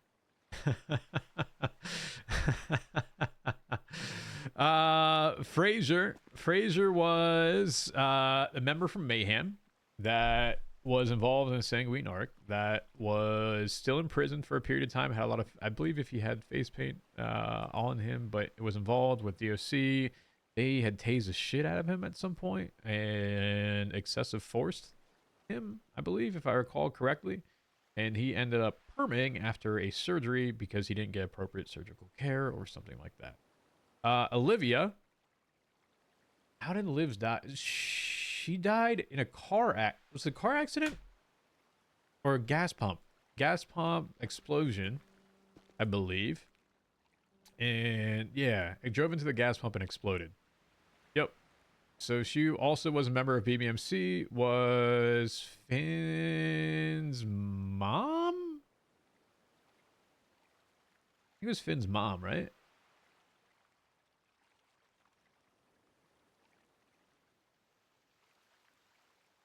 Finn's mom, Steve's wife, yeah. And Jesse Adler, also a member of BBMC, and ADMC, ended up perming basically because obviously OOC Miso was heading out for service and duty. No, you still don't have to perm the fucking character. But someone that TJ started to see a lot in a better light over time, though OOC, fuck you, Miso, just saying. She'll ping me at like 4 o'clock in the fucking morning for stupid shit.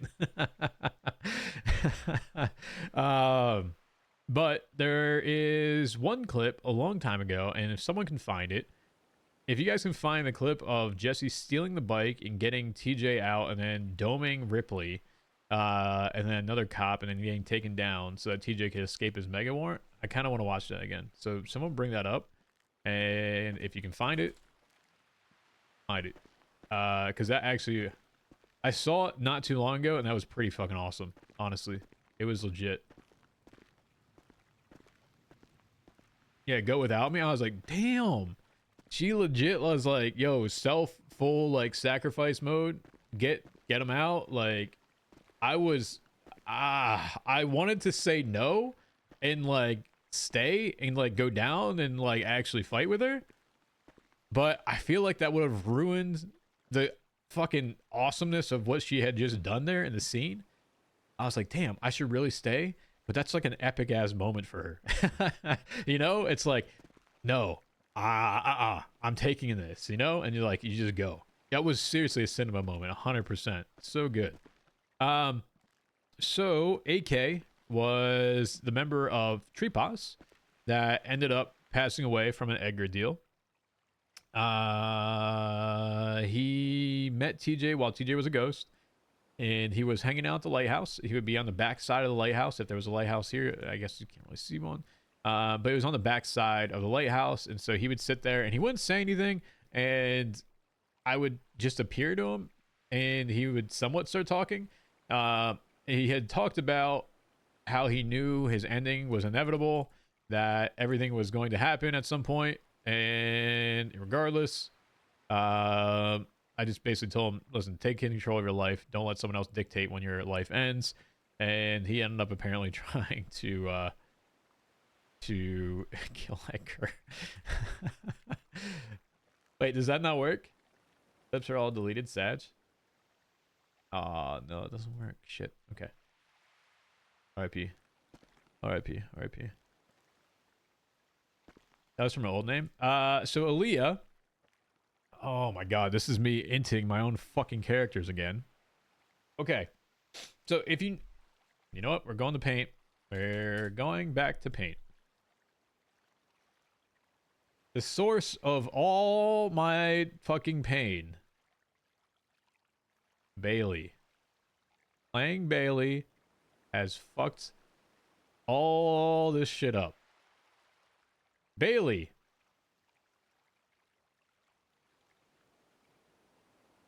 Bass. And Andrews.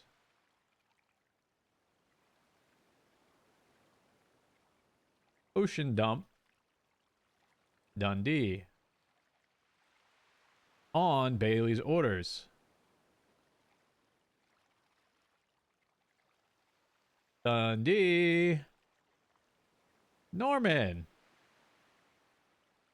If you guys don't know, Norman was kind of like a BBMC thing for a bit when he first came back. And was like basically with Whippy and Erwin Dundee. And Norman was kind of the reason, obviously, he was back. I think that was his reintroduction, I believe, to 3.0, right? So somewhat caused Norman to come back in a bit, which then caused, you know, TJ deals and all this fuckery, people dying, dead people. All right, so we'll just go with that, right? So Bailey, this is 3.0. Let's go 4.0. Let's fuck everything over again. Aaliyah. Aaliyah is DOC. Guess what? Bailey catches Aaliyah. Caught. Stealing gun.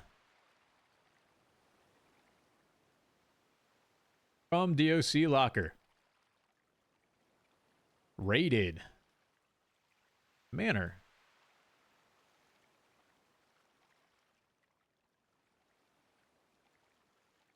Huh.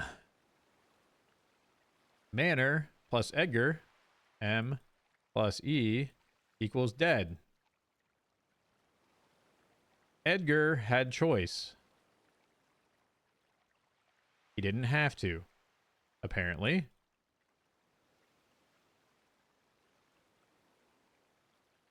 And you get Edgar deal. And and that causes TJ to care again about everything, because I didn't bring TJ back to come be a part of the supernatural stuff. I came back to just have conversations, but this is what catalyzed everything, was the whole Edgar deal. There you go. That is the source of everything.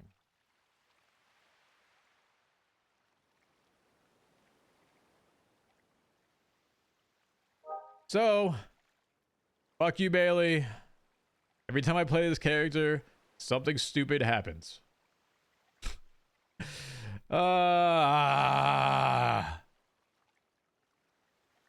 a Jesse clip? All right, here you go.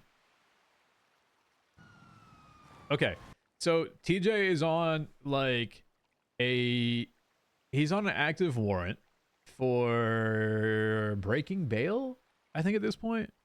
So I think we did a bank with no mask, and Tessa ends up writing a warrant for breaking bail because he shows her his face during a vault, and she finally, somebody actually fucking did it.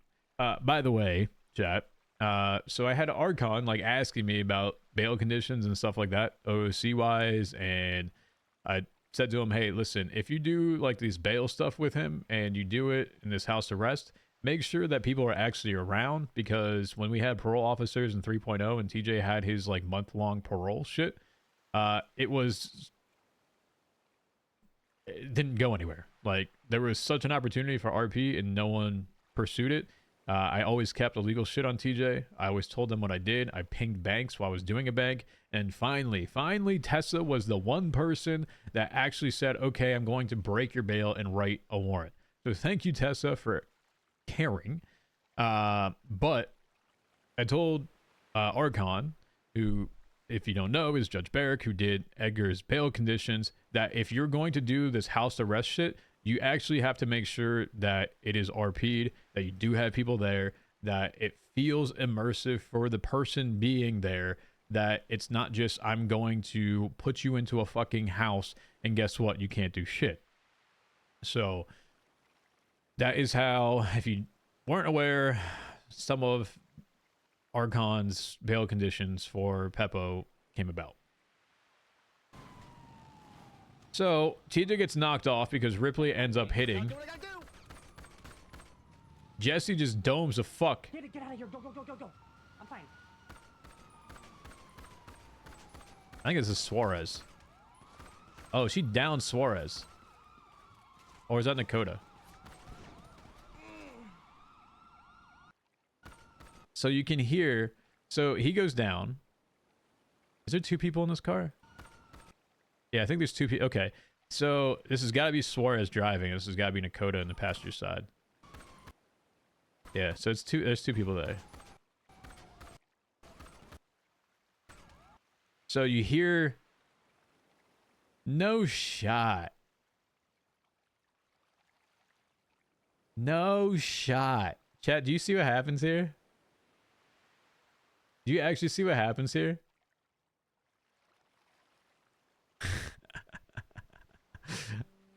So there's two people in this car, right? Is there one or is it two people?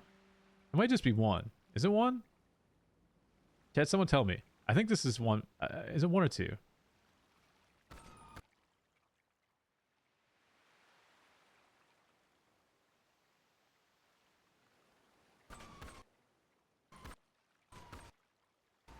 Is this one?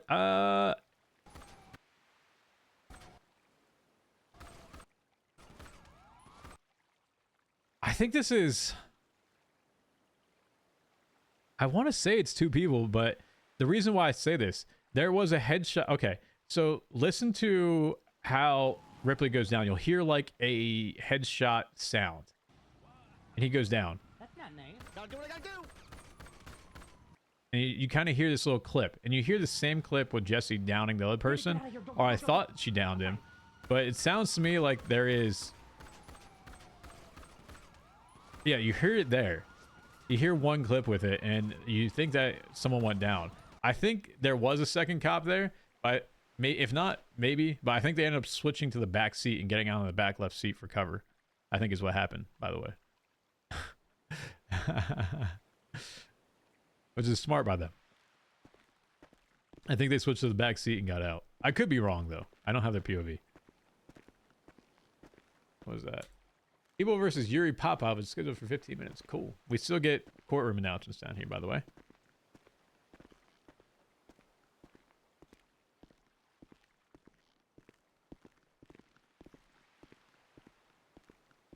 So, yeah.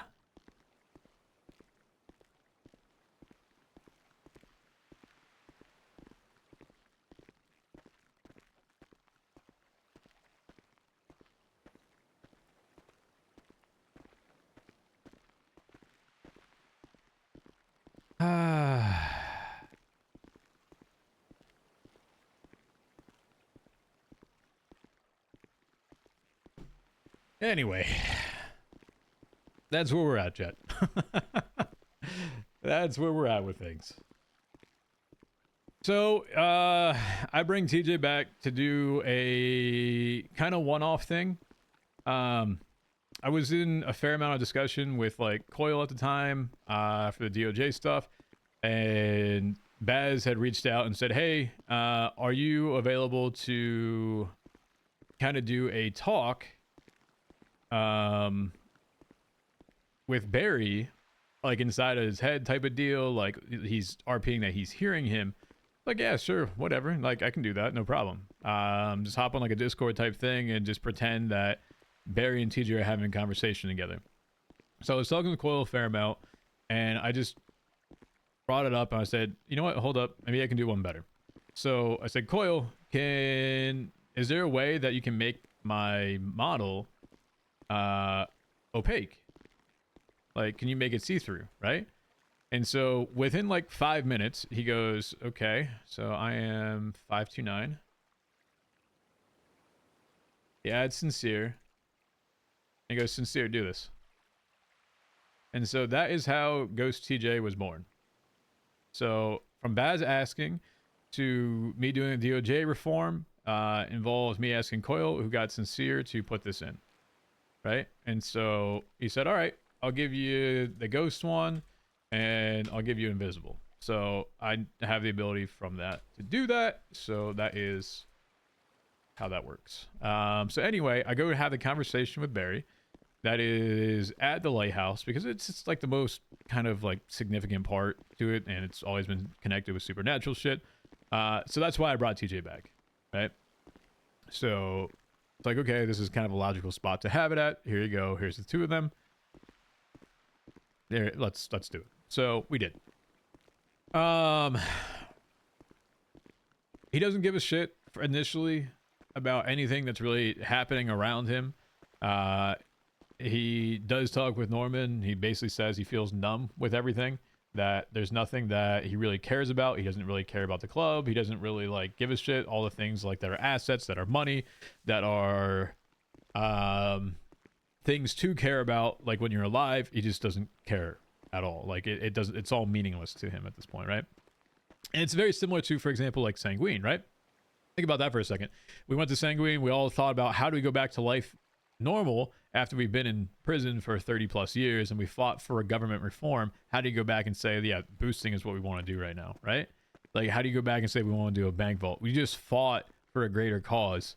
And how do you go back to normal life, right? And so that's kind of how I took the approach with TJ's side to it, is how do I go back to normal life with him after he's already gone? There's no reason to care about those things. And so the whole catalyst to all this was having the conversations with people and having, for example, the Edgar and CJ deals come up, and seeing that happen again when it was not, like, when it was no longer natural, right? That shouldn't have particularly happened because it's an outside influence. And so that's where he started getting the idea that death was not meant to be toyed with. It's meant to be respected, etc. And that's why he got more involved, and that's his motivation behind it. That was his resolution, per se, to get back into some of this stuff and actually start saying, we got to put a stop to this. So that is as to why. So when Bailey's forced out of retirement party, Yeah. Yeah. Yeah. That's a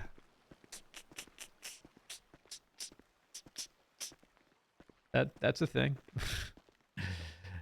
Listen, I only did Bailey because I got reached out by ICE and said, "Hey, can you be an advisor here?" I said, "Yeah, sure, no problem, no worries. I'm happy to do so."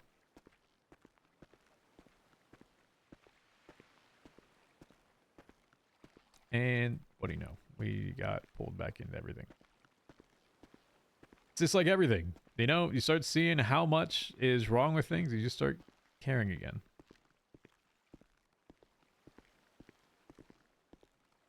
Did you come into GTA RP initially with the goal of having serious RP? No. So my first character. Okay. Hold on. My first character.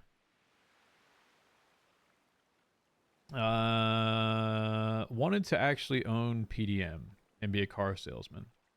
So I got into RP by watching Family RP at the time and SOE. I ended up joining a public server that was called Variable 7 and had this character called Preston. So this was Preston. Yes, I know.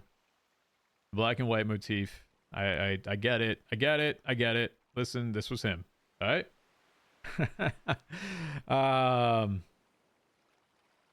So I also brought him over to NoPixel at some point as well. He ends up getting involved. Hold on. With something called the 404.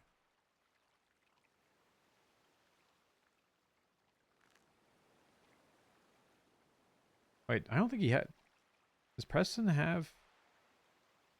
No, he doesn't. He doesn't have a wiki for NoPixel. Okay, no worries. Anyway. So Preston gets involved with this club organization called the 404. He meets Flippy, who was still in Vagos at that time. Their house at Vagos, where he lived, was not too far away. He meets Mike, who is part of Hydra, which is Bayo's character. Or Turner's character.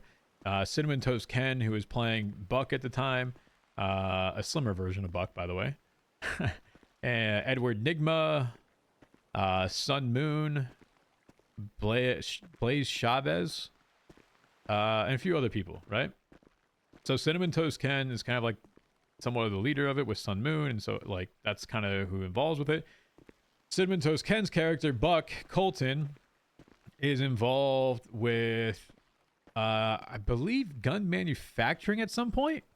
I still don't know, like, OC, like, if he is involved or not. I never really asked him, didn't really care. But he had keys to his house, and when Buck was, like, apparently confirmed dead or whatever, he went into his house, and there was a bunch of, like, rifle bodies in there, and he had heard from his partner, Edward Nigma, that there was a big shootout between Coop's character, Matthew Payne, Slim? Yeah, I think it was Slim, which is Slim Alabaster Slim, rather, which is Kyle's character, Vinny Pestone, and Lang. And they were going through and they're doing, this is like the introduction of warehouses, by the way. They were the first people to do this, which was Payne Real Estate, and Buck wanted it in with the warehouses. I guess apparently he put up a whole bunch of money and said, I want to be involved with this. They denied him, but because he knew about the information, they killed him. And then multiple people in the gang also knew about this information, so it was like this eventual killing off the members of 404, majority of them permanent. So TJ ends up kidnapping a realtor, which is Payne's realtor. Her name is Rose. God, I'm actually fucked up for kind of doing this. Wait, it was okay. Says that he wants to see a house, and so he knows that Payne and Rose are very close with each other. Ends up that he kidnaps Rose, tells Payne that he has Rose, wants to meet about everything. they take the complete 180 and say we don't give a fuck about Rose and go down and gun her down. So anyway, that was Preston. I mean, serious RP is meant like actual character RP. Yeah, I mean, I always wanted to do more serious RP to begin with. I don't particularly enjoy war RP. I think it's lazy RP, honestly. I think it's content RP. I mean, other people have enjoyment with it and other people view it for what it is, and if that's their style of it, that's cool. I don't like it. That's not who I am. That's just my own personal belief. I don't care about war RP. It's not fun to me. So I enjoy more serious shit. Oh, hello, Fred. Hello. How's it going, TJ? Your ring's down there. Get the fucked up one. Yeah, it's formed, man. Hell yeah. Get the fucked Hell up one, yeah. brother. Yeah, it's probably what I did. Yeah, it looks really. Billy. Yo, I'd start naming all the great Billy Mang. Hell yeah. All the people that I've known that have like died and passed away. Any free ones, or are they all taken? No, they're all Gotta get taken. outta here. Oh, so that means we get to leave. Oh, No more room. You should. Yeah, until they open another Surely, one. right? Come on, surely. I think that's how it works. It's like, Is it? This one's full, so it's like, oh, lucky you. You gotta get out of here. Oh yeah, sure, 100%. Yep, you get to leave. You know, occupancy full. It's like the prison. Overload the prison systems and people get let out early, right? That's what I'm talking about. We got this covered. Yeah, I don't think it works like that. It's over this way, my guy. But yeah, I've always enjoyed more serious RP long term. I'm just getting worse vision, probably is what it actually is. No, it looks actually foggy as shit today. I don't think I've seen it this foggy in a long time. It's very foggy. It's more so than I have seen down here in a long time. Look at our work. Hey, Look at this work. you know, yeah, put it on, man. Or I put it on. What if I put it on and what if something happens? I don't know. We said it was gonna be magical yesterday. What if I can't take it off? What if it's like, what if it like attaches itself to me? I'm wearing mine, you dumb fuck. Okay. I'll put mine on. You should be okay. All right. Yeah, you should be okay. Theoretically. Bud, can you take yours off? Yeah. Yes, I could take it off. You want- Okay, here. okay. All No, right, we're all good. right, We're good. all right. We're good. Hold on. We're You good. want to see it? You want to see We're it? Here you go. We're good. We're good. Here you go. Here you go. Listen. Yours looks all fucked up. Look at the handiwork I did on mine. Dang. Uh-huh. Looking nice. Yeah, you see? I'll file mine down a little bit. I'll do that another day though. Uh-huh. Yours all fucked up. All right. So, I'll give you the tour, you know?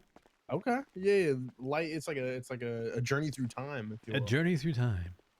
Yeah. The past souls of purgatory of people that I've known.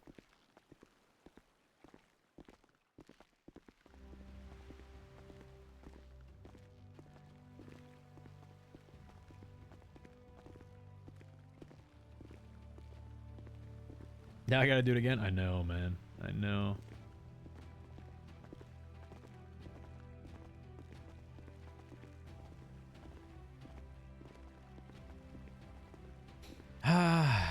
All right. So first stop, I think, is actually on the left. Did you pay the admin's fee, by the way? Oh yeah. Yeah. What do you I think mean? It's like one life or something. Yo, pocket's kind of empty, cuz. Hey, yeah, you can have the 50 I stole from that local yesterday. Yeah. What? Why are you stealing money, bro? I might need it. I might need it. Yeah, it's gonna buy your fare out of here. Don't worry, $50 right at the Oh, front. normal- Go deposit into the Okay. ferry.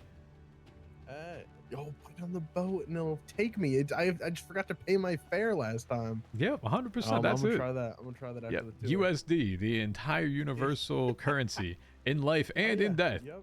Exactly. Uh-huh.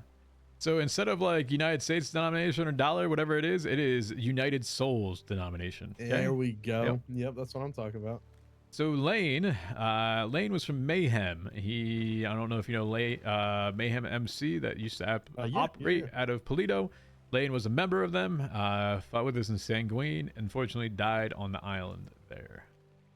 So he's passed away. That would be Lane. You go to this side.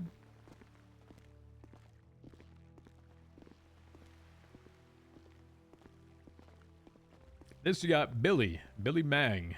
Billy Mang was a hang-around for BBMC back in the day. I don't recall how he died, but he ended up passing away at some point. And So it wasn't memorable? I don't recall. Listen, my memory is pretty shot right now, okay? I've been down here for how long? A long fucking time. Yeah, not fair. Fair enough. So, remembering how they died isn't exactly in my purview right now. So, hang around.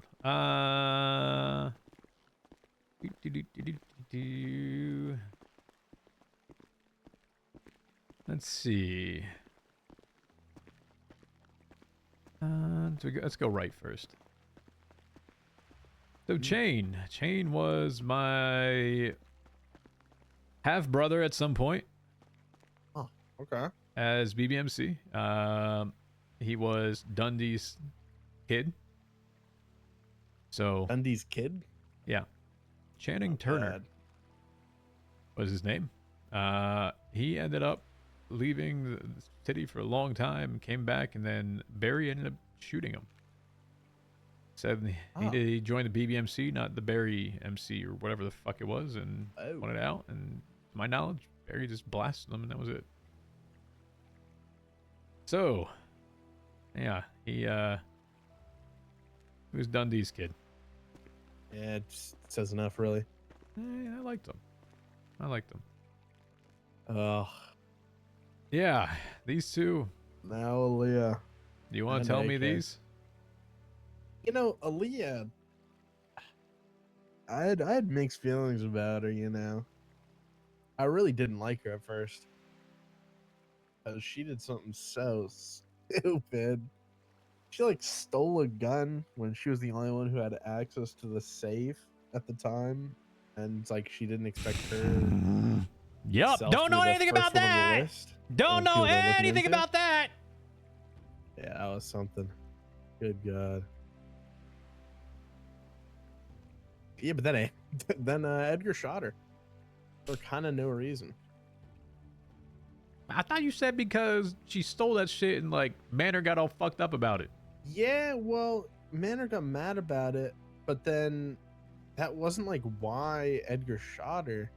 Edgar shot her because he like made an agreement with certain people that he would put like the gang above everything, and he was like, I can't do that because if the Manor go after her, then I'm gonna have to like do stuff with it, and nobody was gonna blame him for doing any of that. And then he just killed her instead. So that was something, I guess. He kind of sucked because me and her finally started getting along like the day she died.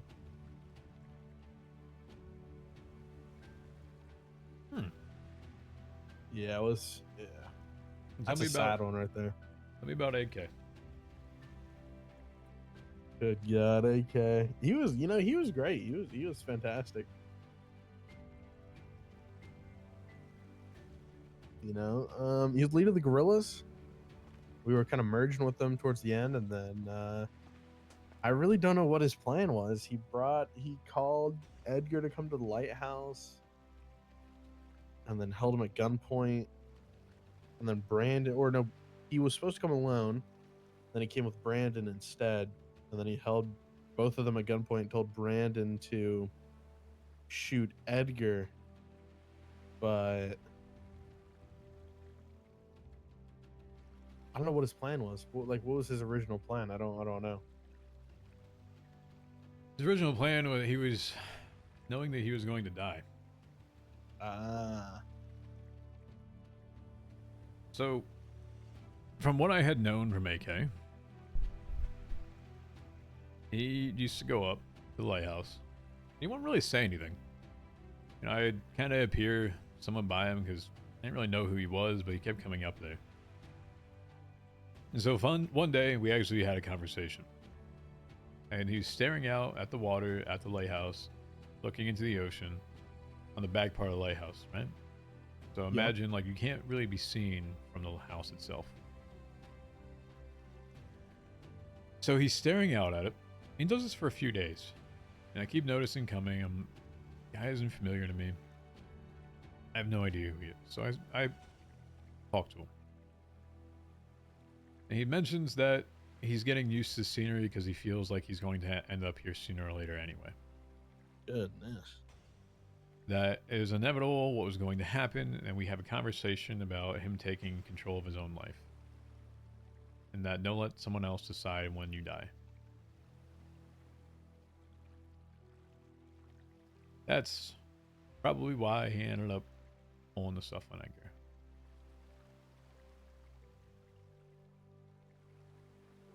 Because he knew that he was going to die by Edgar. Damn.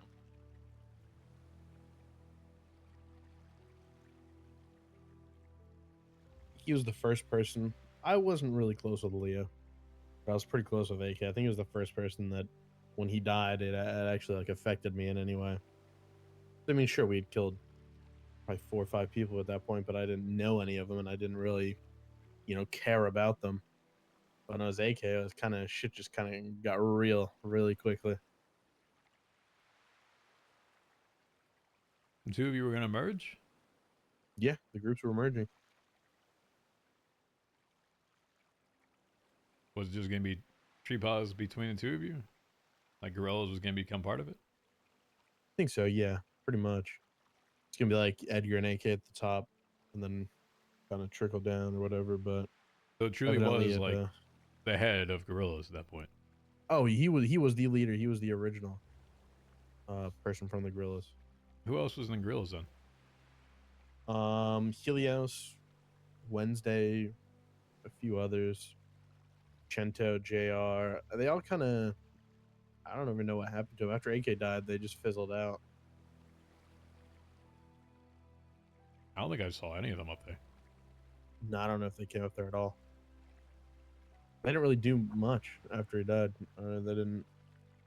I don't know. It was interesting. Huh. No, I figured they would have been up there at some point, or you'd hear something about them, but never heard of any of them. Yeah, no. I don't think they wanted anything to do with any of Norman stuff, or even... They didn't really even ask many questions after it. I don't. They were an interesting group, I guess. Okay. Fair enough. Let me go over here.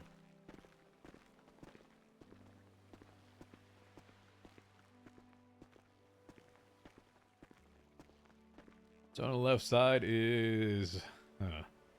God. Mixed feelings on this one. The close one or the far one? Cleo. Cleo Shaw.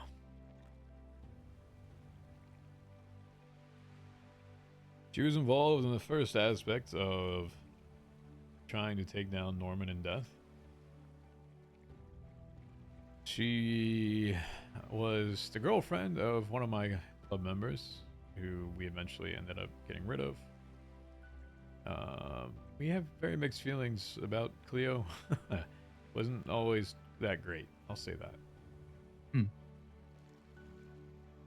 I'm not mistaken, she ended up here for a while. Yeah. Apparently there was signs or sounds coming from here that resembled her yelling, like she was trapped here, because when they tried to blow up the lighthouse, it fell on top of her and she got trapped wow. there. Yeah, they tried to blow up the lighthouse at some point. Yeah. Didn't really work, and she ended up dying. Damn. Yeah, she's a complicated one. At first, I liked her a lot, and then she got involved with one of our club members that was a snake and a scumbag. Oh. That we eventually got rid of, and I think if she probably would have stayed away from him, would have been better, truthfully. Yeah, it's kind of when you get close to somebody like that, it can really affect a person, Yeah. make them almost the same. Well, I think we also did try to execute at one point too. Oh. yeah. Yeah, I might, spoil some stuff. Jordan, an old BBMC member, ended up getting taken by someone called the Dungeon Master. Huh. It was a serial killer. And Oh, wow. he went missing for a period of time. I thought he was involved with something back home. And he got taken, and he came back, and then they came here, and eventually ended up killing him. Never really knew what happened with him afterwards, or in between it.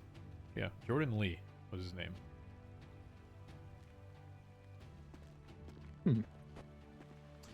Giblets. All right. Giblets was a clown. One of Chatterbox's OG clowns, if you call it that. Okay. Giblets had a thing and kind of idolized my dad, Barry. And I'm not sure exactly what led up to the events of this happening, but eventually Barry ended up killing Giblets. So, Wow. meeting your idol coming full circle and your idol killing you. And they say never meet your heroes, so I guess he found out the hard way. Yeah. I like Giblets, though. He was a good one. The clowns did something stupid to us, and Harry ended up taking down Giblets, and Giblets died. That was kind of the end of BBMC and Chatterbox used to be like really close, like one and the same. Honestly, I honest to God, if a few things didn't go the wrong way, I would have said Chatterbox probably would have been somewhat affiliated with BBMC in an official way back then. Wow. No, I'm serious. Huh. He was always around them. Dundee hated him, and Chatter stayed away from Dundee. But if you outside of that, Chatter was did jobs with us, did everything in general. Him and Barry were super close, and a bunch of our members, and Chatter kind of helped save my life at one point. Wow. I was very close with Chatterbox. He's the first person I talked to after I got shot from being a cop and put into the first purgatory I had in my life.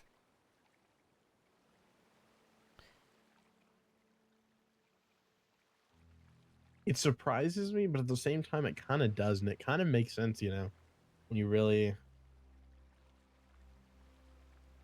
think about it. I've only met Chatterbox a handful of times, not too many.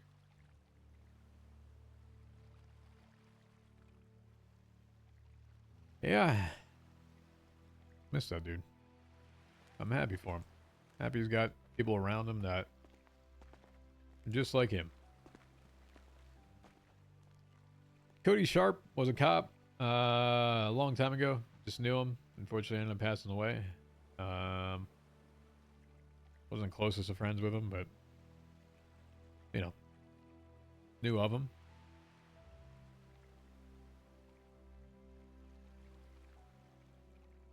Seemed decent.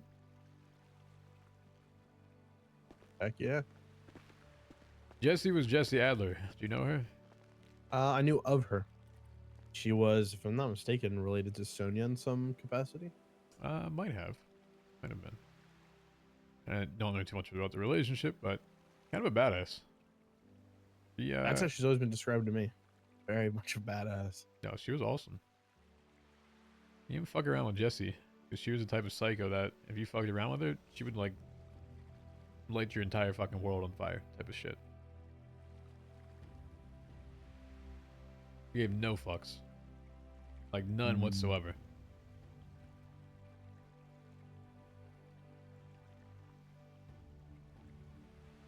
She was in ADMC, if I recall, right? Yes, she was. Not mistaken. Yeah. Yeah. And you have Olivia Garcia, also an old member at BBMC that was there while I was a cop, but had left after I had joined and was Finn Milton's mother. Hmm. Way back. She had a really big proclivity to fire. Unfortunately, one day she got a little too close to it and ran to a gas pump and blew herself up. Oh my goodness.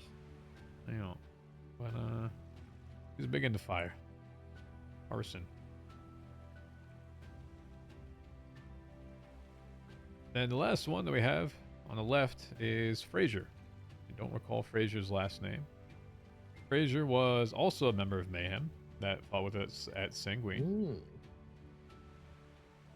He was in prison with us for an extended period of time, but unfortunately he had complications of the war. He ended up getting surgery, but the surgery was not successful in a way that was going to save him well enough, unless he got appropriate medical care. And then, unfortunately, he succumbed to excessive force used by the Department of Corrections and passed away.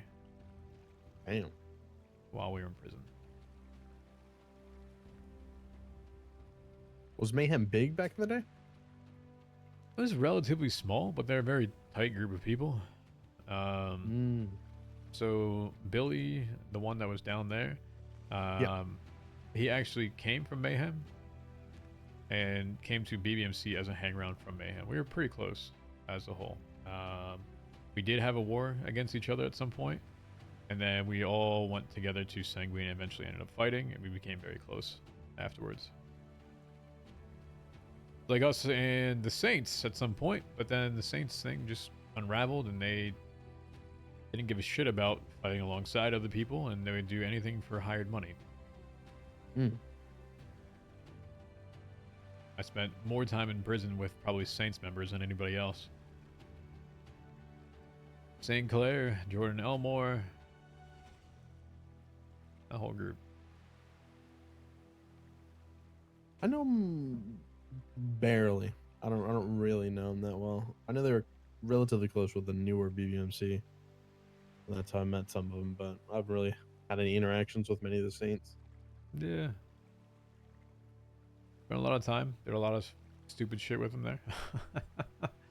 That's about right. Got pretty close with them. And then, yeah, when we got out, all that what we just did inside together just seemed to unravel. Everything I heard was just bad, bad, and more bad. Huh. That's interesting. That's how shit happens, you know.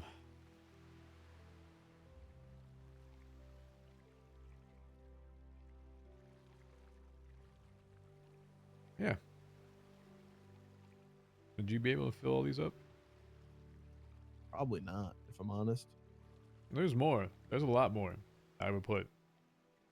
But some I just didn't give a shit about. Yeah, a lot of the ones I just didn't give a shit about. Any of the people that we really, pretty much any of the people we killed, I didn't know. I didn't care to know them. Just did what we did.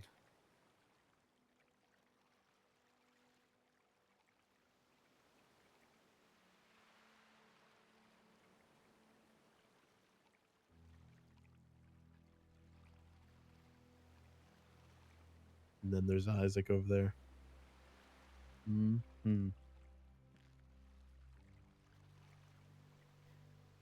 Yeah. Yeah.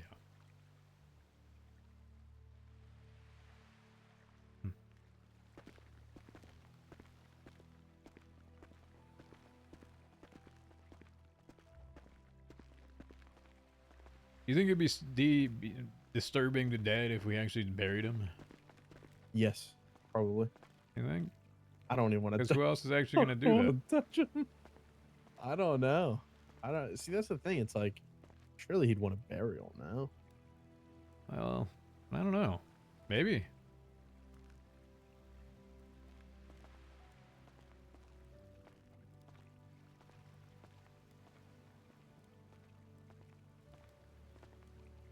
Why don't you ask him, see if he answers? Hey Isaac, you want to get buried, or you want to just sit here by the fire forever?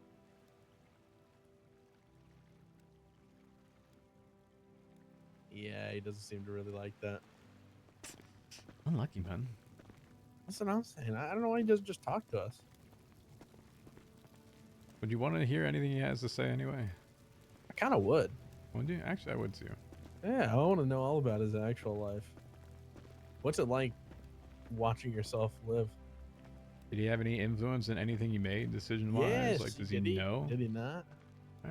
And then what the hell were him and Norman working on together in the end? I still want to know the answer to that question.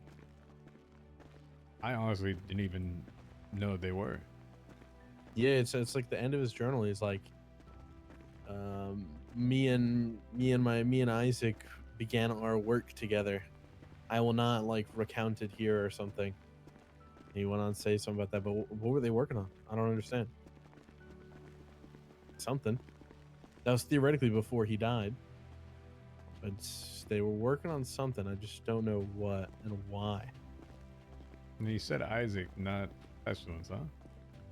I don't remember. I think he said Isaac, if I'm not mistaken. But he did say pestilence was controlling him at that point. So it's kind of like, is he working with Isaac or? Oh, if it's If controlled, Isaac's then getting it's the other controlled, I one. mean, Yeah, you know what I then mean? it's... Yeah. Okay, that's not anything really different, truthfully.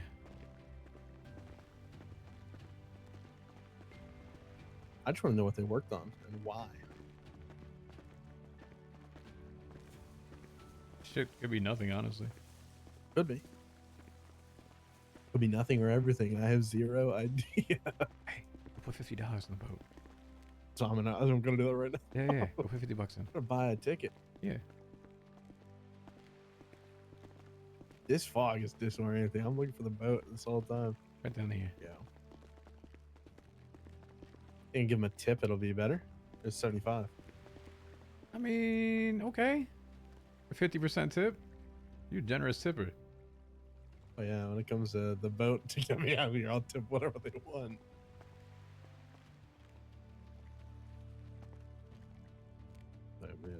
You gotta pop in, man. Yeah, have a seat.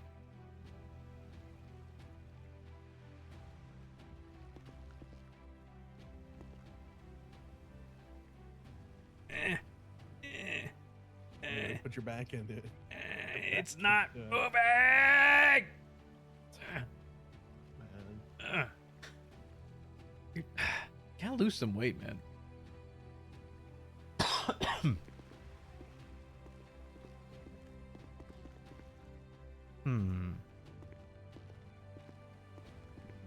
Too much of the bread and the ale, you know? It tastes great though. You get sick of eating the same thing for so long, don't you? Yeah, no, I mean, you're really seeing the same thing, eating the same thing, doing the same thing. Good, good.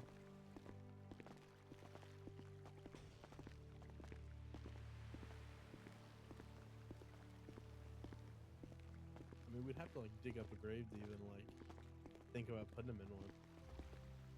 I mean, I could remove someone that I really didn't know too much. Like Cody, like I didn't really know Cody all that well, right? True, true. You really could just fill that slot with them. Yeah, yeah. You know what? It's like the MySpace Top 8 Purgatory Edition. God. What? What's wrong with that? Nothing's wrong with that. You sure? Nah. I'm sure Isaac would love that. Okay.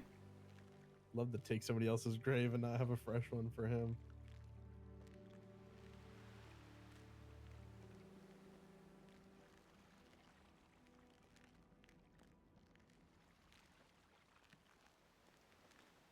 I mean, we can dig a new one if you really want. I don't know. Okay. to, like, you know, you got to full ask- commit. You got commitment issues. No, I'm saying it. No, well, listen, I've been in a cage for a long time. I really don't want to go back. You sure?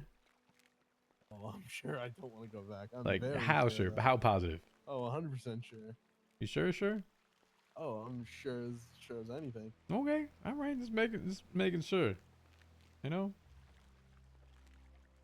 You know, walking around is underrated. Yeah, you don't say. It's great. 10 out of 10, I'd rate it. You know, when I first kept coming down here, I always found Edgar here. Yeah. Yeah. He was always looking out for this orb thing. And as time went on, he would say, I don't want to really leave this. So if we had discussions, we first had discussions here. Hmm.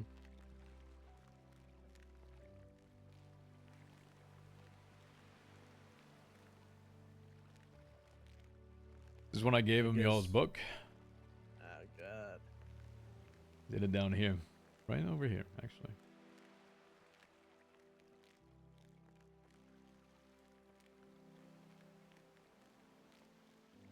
Wouldn't be surprised if he talked to the orb a lot. About I the told you Flat I- Earth and Napoleon. I saw him talking to it.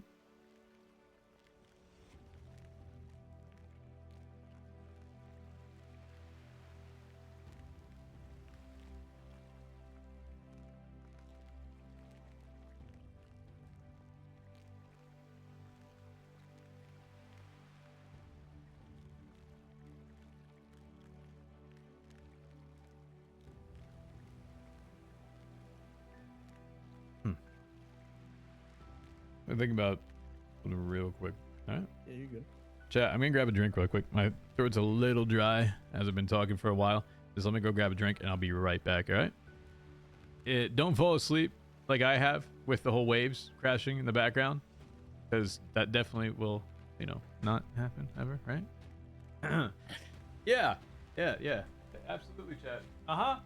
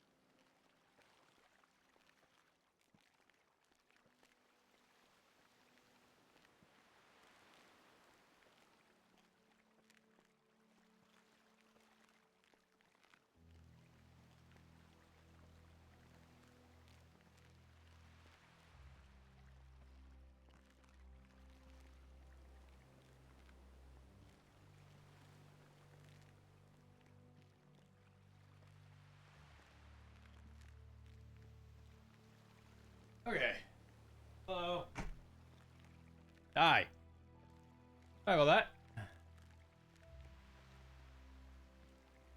All right. Thinking done. You know.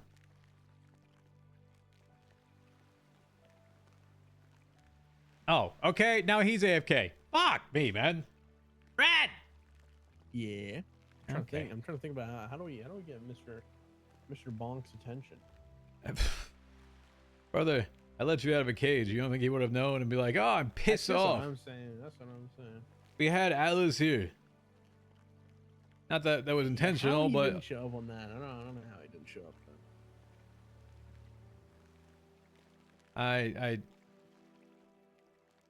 I don't know. Norman fell off. I take it back. If anybody can hear me, I take it back. Haven't you learned like your I just say lesson the stuff. first I time? just- Like, do you have a filter in your mind that actually works? I don't. I just say stuff and then I'm like, wait a minute, roll that one back. That's my bad. My fault. You know, if I see you go missing in like 2 seconds, I'm not even go looking because I already know where you're at. Yeah, no, yeah, I'll be. You'll know exactly where I am, and it's gonna be devastating. I want to talk. I know. Norman's is great. The birds are even better. They're awesome. Uh-huh. Petulance is a good conversation too, and I love all of them. Oh, great. Okay, you're digging yourself a deeper grave, and you're already at the point where they do dig graves here, and you probably would be required to get inside of it. They put me in one of those cages. It's like it's supposed to be like how they like research how bodies decompose. And it's just a cage over top of like an open grave. They put me in one of those. So I can't even get out of the grave. I just gotta lay down all day. The fuck? You haven't seen it? You haven't heard of that? No, what? No. There's like fields. I don't know. I can't remember what state it was in. There's like fields of just decomposing bodies, but they put like a cage over them so the animals don't get to them. It's so they can like research and be able to tell how long somebody's been dead for in different environments. So you donate your body Okay. to science and they let it sit out in the sun for a few weeks. Okay, you know what? No, can't picture it. Don't want to picture it. I think I'm good. Oh yeah, probably not. Yeah.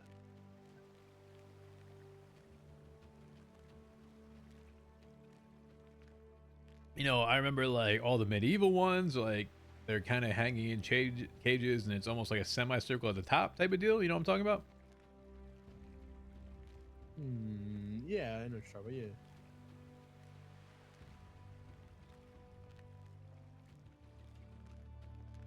Also, I think there was a one way back in like medieval times where I think they would have like pits in castles, right?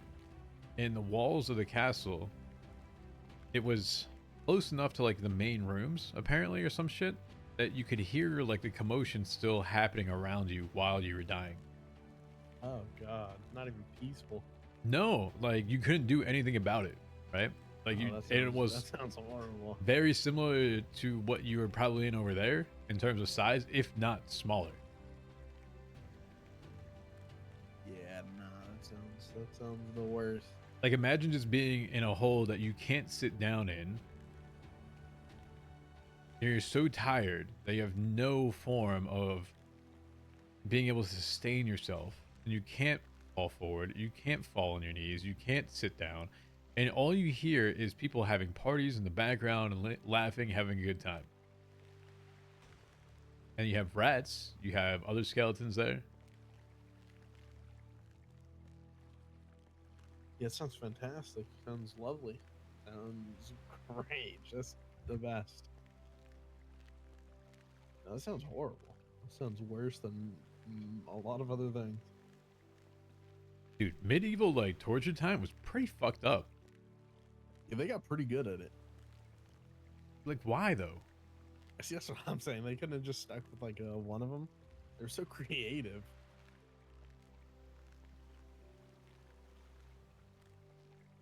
You've never seen Game of Thrones, so I can't even like bring that reference up to you. So they had something called the Flayed Man. Okay. So you know, like the I guess for example, it would be someone that is uh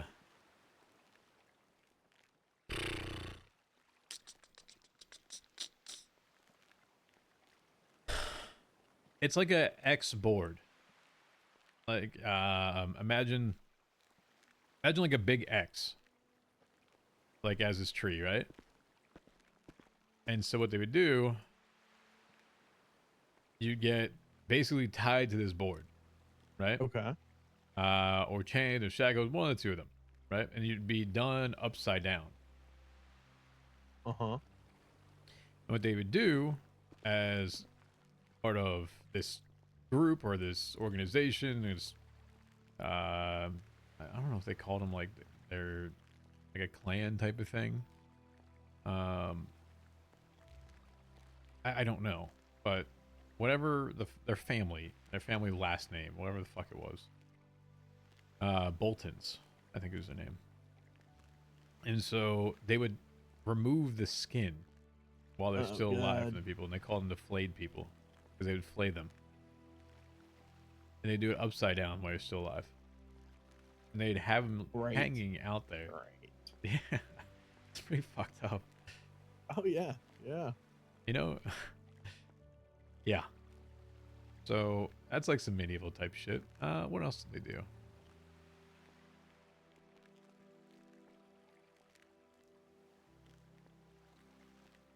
Oh, do you know, so illness they thought was specified to an actual area of the body, right?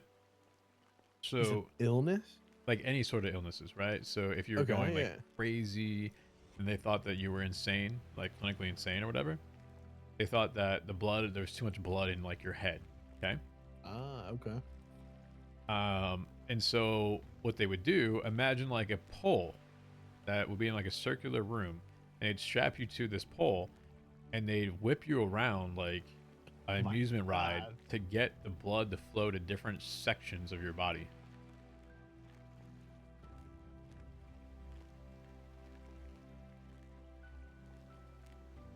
And that the original barber shop, so you ever look at a barber shop and you notice that there is the white and the red? Yeah. So they also thought that sickness was a sickness of the blood side to it. And so they would actually, that is, a barber is where you would go to have your blood taken out of you because they thought it was a Ooh. sickness. Okay. How'd they do that? How do they do that? I don't know. What do they just? I Make don't you know if it bleed was for a like, little while and then wait for you to recover. Or... I don't recall exactly how. It might have been like from your arm or something like that, but it's the same thing as like the thought of like leeches, right? You put a leech onto your skin, and leech takes out bad blood, basically, right? It allows your body to regenerate it. Okay, so you regenerate red blood cells, and red blood cells grow from like your bone marrow, right? And so by doing that, it was said to remove bad blood. So that's why a lot of people do leeching. Huh.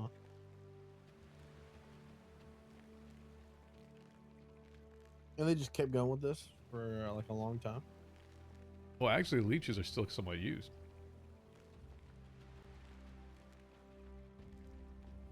For what? To get the bad blood out? I don't know exactly what they're I've heard they're actually like legitimately used for something, and it's like it's not like it's an actual use for them. But I don't remember what it was. I don't recall exactly what it was, but they are still used to this day.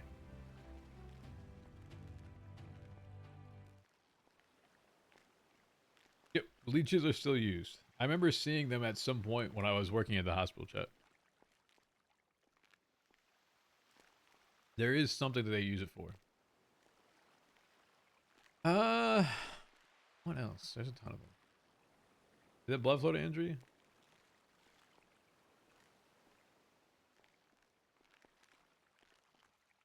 Reattached limbs. Ugh. Is that what it is? I didn't really do all that shit. For weight loss? The fuck? They think that they like suck out the fat?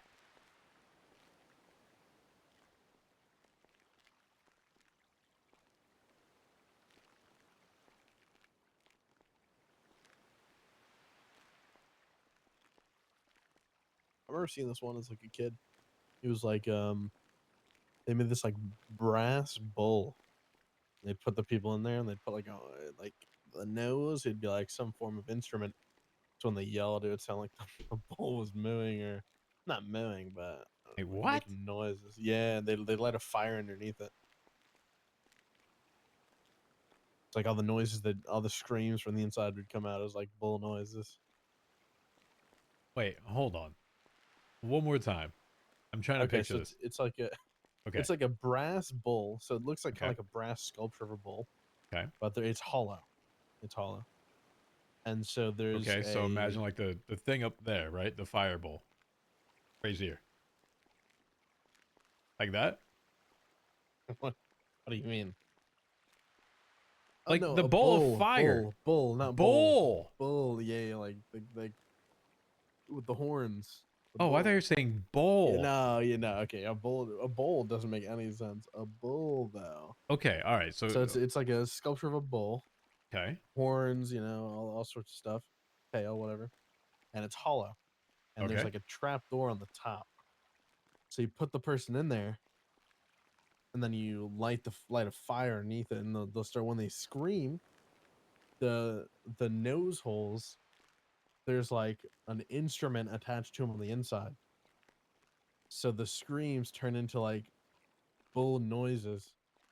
So it's horrible. The person who made it, the apparently this is I don't know if this is true or not, but apparently the king who he made it for, who like made him make it, the king told him to get in there and then he lit it on fire to test it out. It was the dude who designed it and everything. Wait, what?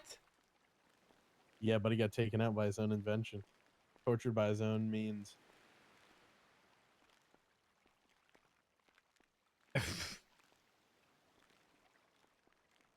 Okay. Yeah, I remember. I was like, man, that's crazy. As a kid, I thought it was the wildest thing ever. So you just got a compartment. Was like made out of what? You said it was brass? I think it's brass. I think, yeah. And Before you metal. lit brass on fire. Oh no, you have like a fire underneath the bowl. Okay. Like underneath it. So like you would just get like extremely hot on the inside. So then you'd like eventually burn to death or whatever. Jesus. Yeah, it was not good. You know, there's one that they actually used to do. And it was in a TV series, I think, where they would put similar to like the bowl that you find up there. And you'd like put it around the person's head, right? And it would be plastic, but it'd also like be form fitting. So I'm not sure if it like went down to their neck or whatever it was, but water would not come out of it, right? So they fill it with water and it would go just below like your mouth, right? Okay. And they trapped into this chair. This was actually on a movie series recently, I think. And what they would do is they also had a device that like went to their eyelids so that they couldn't close their eyelids ever. And the water wouldn't allow them to actually fall asleep. So anytime that they like try to drop their head, they're dropping it in the water. Yeah, that sounds horrible. And then I think they would also give them like LSD or some shit. And they would play like ridiculous rock music, like with lights and stimulus all around before you eventually go crazy. Oh wow. Yeah. Imagine Yeah, that type of shit. Yeah. That's horrible. Chat, what Netflix show is that from? It's like the 8 or something like that. The 8, fuck. They have like different floors and they get paid different amounts each day and they can buy shit and then be delivered to their floor. The woman's not listening for some ideas. I don't know. Giant crackpot? Yeah, that makes sense.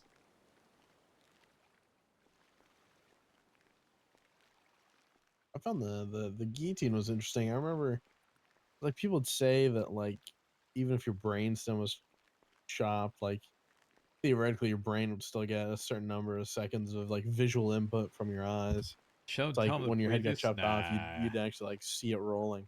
Well, see Wait, what? the world would like roll around. Like you would still you'd still be conscious when your head got cut off for like 5 seconds or something. Stop. Apparently, I don't know. I don't know how true it is though. I mean, theoretically, it didn't kill the brain till I The don't know, I lack guess. of oxygen to. Yeah, I guess. Ah.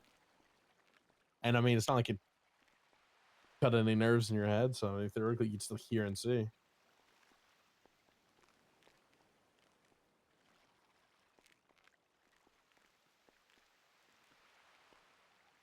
I Let's should have got not. to Let's. test that one though. Yeah, let's not try that one time. Yeah. You know, let's make sure that one never comes to fruition, right? I think I'm good on that one.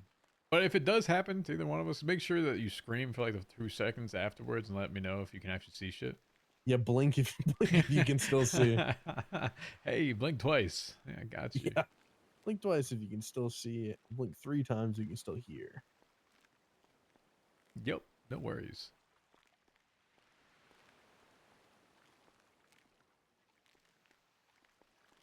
Huh.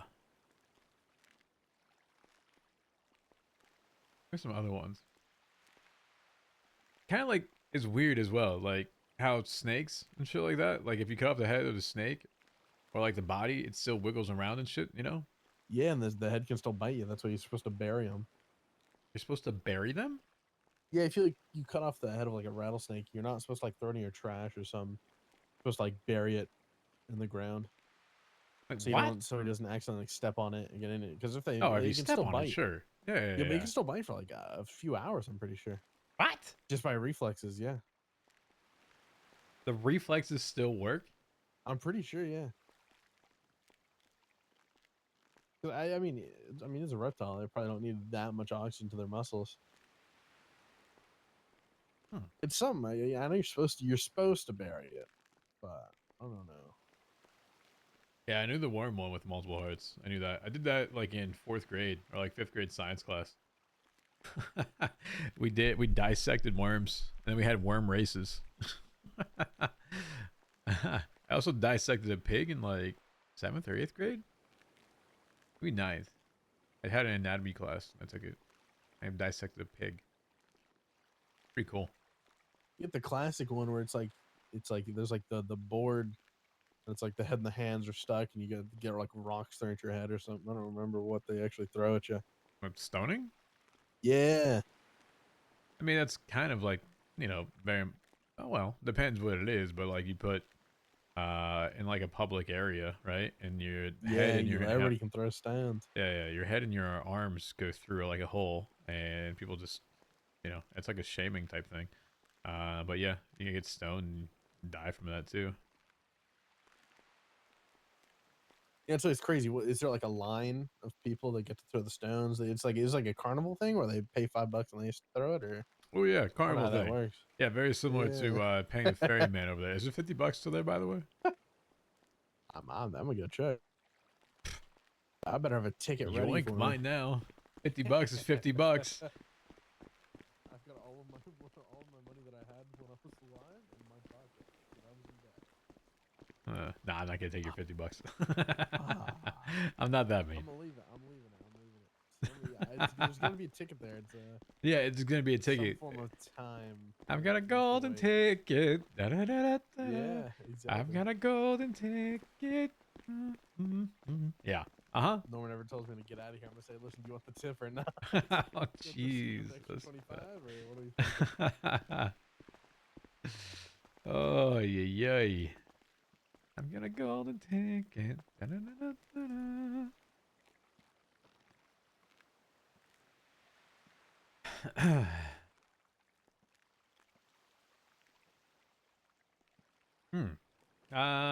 Okay.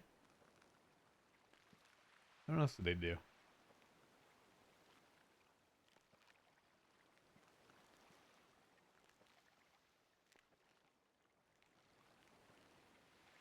I think the worst one would be like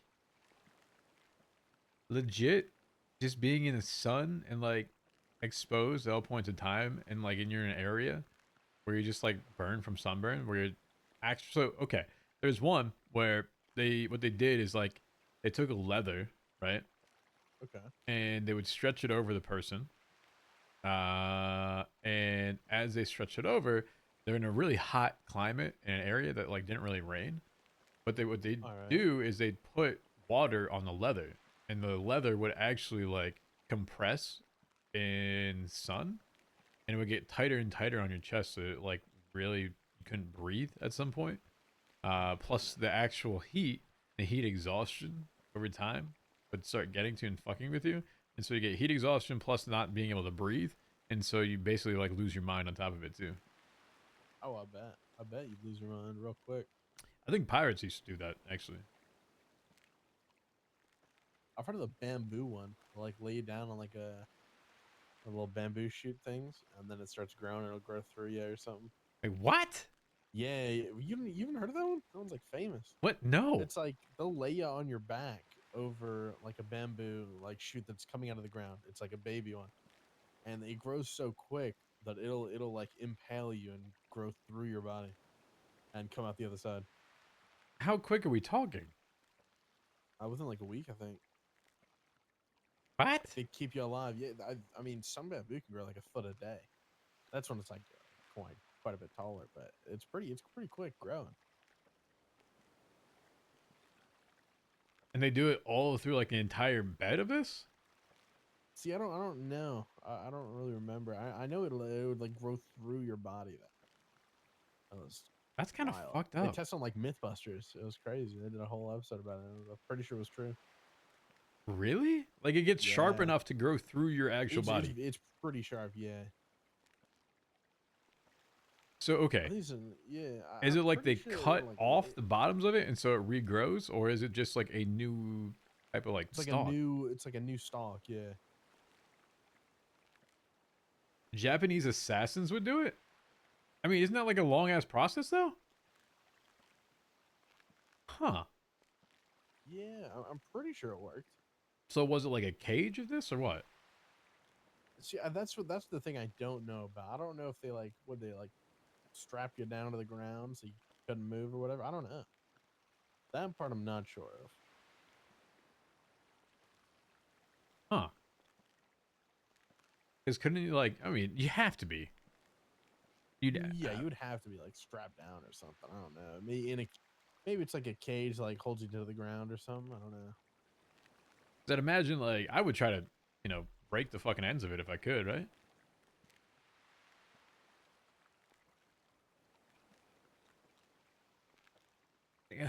Okay, how do you even figure this shit out? Who See, came up with this? I feel like somebody died and then it growed through them and they're like, "What? We could do that with somebody who's alive." That's what I assume, but I mean, I could be wrong.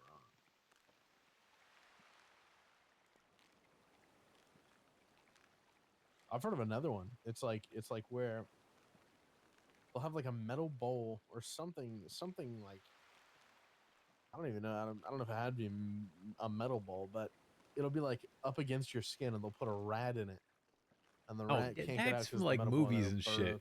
Yeah, I don't know if that's is that real? I don't know. I kind of want to. I kind of would like to know if it's real or not. I'd be. Because the rat would just die. But I mean, maybe I don't. Wasn't that shit in like Austin Powers? I don't know where it was from, but I just remember like hearing it or saying it. Yeah, I'm pretty sure like he legit. Is it Bond or Austin Powers? One of the two of them. But he legit put the thing on top of it, lit it on top, and yeah, it chewed a hole into this person. Oh yeah, they'll like light the fire on the other side of the bowl so it tries to get out. Yeah. Oh goodness. Too Fast, Too Furious? Is that what it was? Shit, how am I confusing Too Fast and Too Furious with... I just fucked that one up. I thought it was Austin Powers. Wow. I'm bad.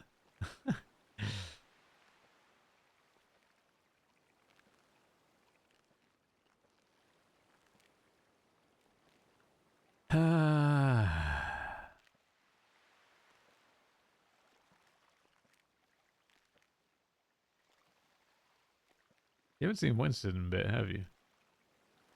I have not. I've been seeing him since I was in the cage when you were there and he was there.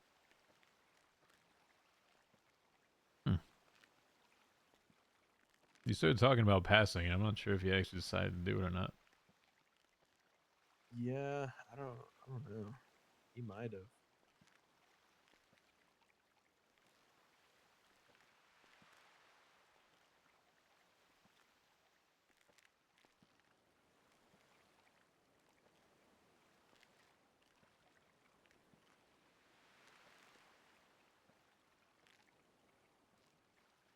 EJ denied it. He can't do it, man. We wrote his name on the thing. Doesn't work.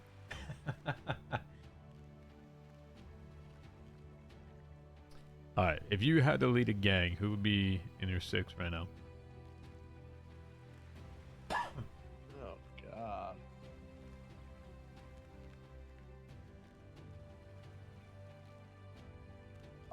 I'm Me, curious if he Benny, says shooters. Jay. The last 3 are the harder 3.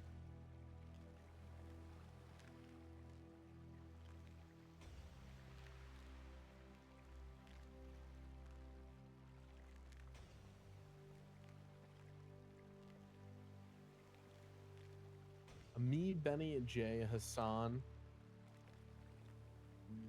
Who else?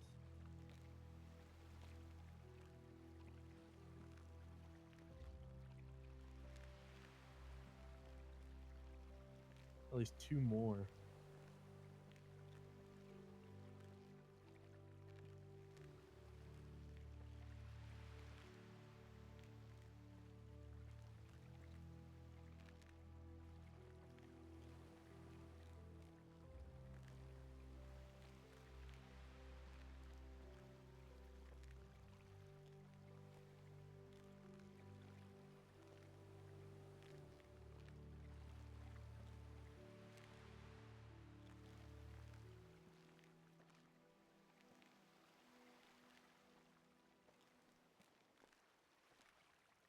I don't know who the last 2 would be. Is it because you don't want to leave someone out, or you're just not sure? Oh no, I'm trying to think of somebody who had one in the 6. I'm not saying like this is for a shootout. I'm saying like in general, if you're doing something, I'm not talking like skills, but you know, like you gotta choose 6 people. You gotta start your group with 6 people right now. Last 2 would be Helios and who else have that? What, me, Jay, Benny, Hassan, Helios. Now there's 1 slot left. Now I'm thinking about who am I leaving out? That's not good. It's hard, isn't it? It is. It is. It's like I fuck with Alice, but I feel like she wouldn't fit in with that 6 at all.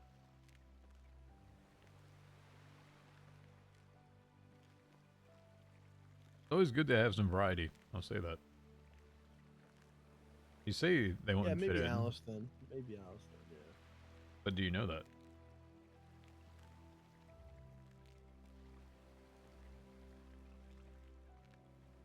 So it'd be what? Me, Benny. What's his name? I'm picturing him right now. Jay, Hassan, Helios, and Alice. I think that'd be the 6. Not necessarily for a shootout. 'Cause I don't know if Helios has ever shot a gun, but pretty great at other things. Okay. All right. Fair enough. It's always different to hear, like, how do you base that, though? Like, based upon what? Is it vibes? Is it... I think vibes is very important. Do they all bring I think something it's more different, or they important bring than the same anything stuff? else. If you don't vibe with somebody, there's no point even having a group with them at all. If you're making the group from like Okay. the start, because then if you have other people you don't vibe with, it's okay. It's like not a big deal. But if you have like your main people that you talk to every day, if you don't vibe with them, then I feel like it's not going to work. I will say there's definitely people I didn't vibe with. in like DBMC days. True. WNC was also pretty big then. There's maybe like 20 of us. Man, that's pretty big. But at some point, you start prioritizing other people's happiness too, because if they're in, they're happy, and other people might like them. So, I mean, it's no sweat off my back if I don't have to talk to someone, you know? Oh yeah, 100%. Like if one of the other people wanted somebody in the group and I didn't like them or I didn't really care for them, whatever. I mean, I'm still down. If they want them in the group, then bring them in the group. As long as they have, you know, a base level of, you know, compatibility or respect, I guess. Either way, it would definitely work. You know, I mean, you don't have to talk to everybody from the group every day. It doesn't need to be like that. No, you don't.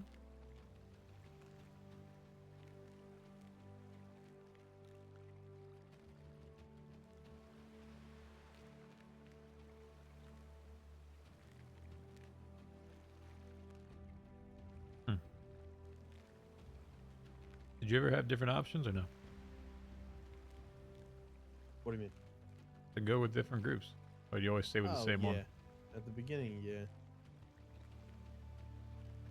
But I'm glad I didn't go with the other groups.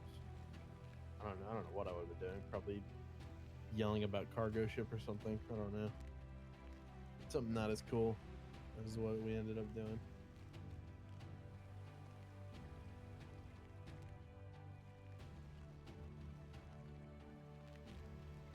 Because I mean, the group that I was in with Edgar and Benny, we kind of, it's kind of like us three, and we decided to do something about it. Do something like make a group or whatever.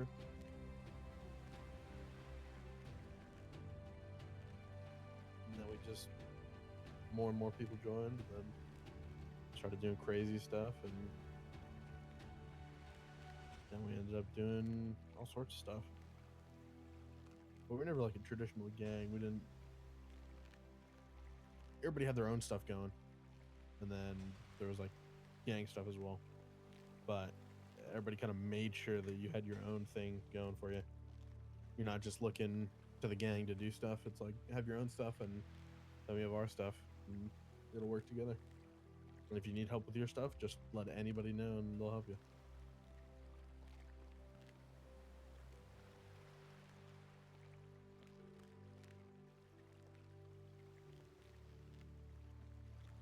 Yeah, I mean, that's kind of the basis of how I operated a lot of shit. A lot of people just gave me space, you know? Alright, we need it. They were there.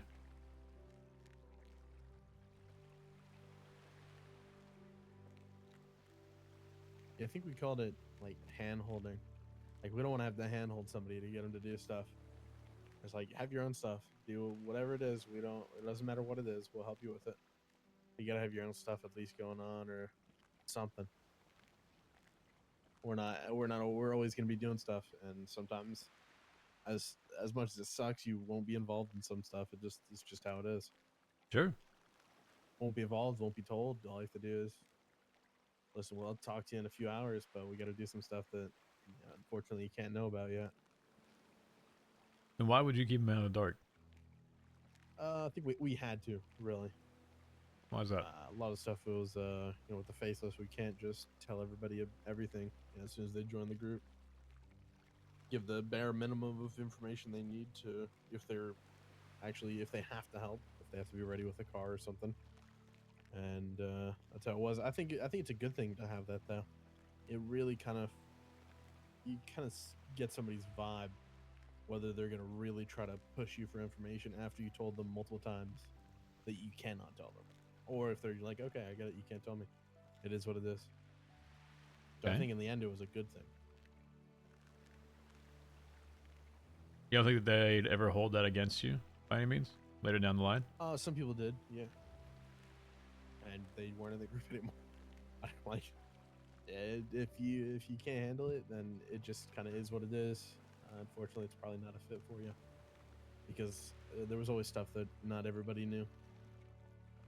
I mean, there's stuff I didn't know at times. There's stuff all sorts of people didn't know.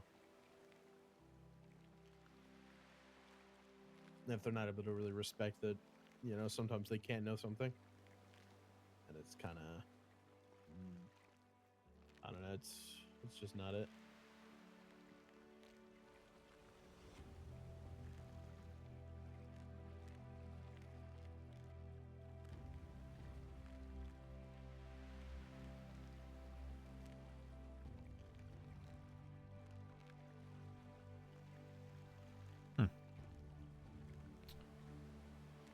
Was that based upon the faceless instruction or your own take on it?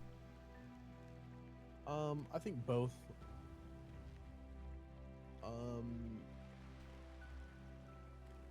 We didn't want like the information to go everywhere, especially that we were working for them, because I mean we didn't want a target on us. But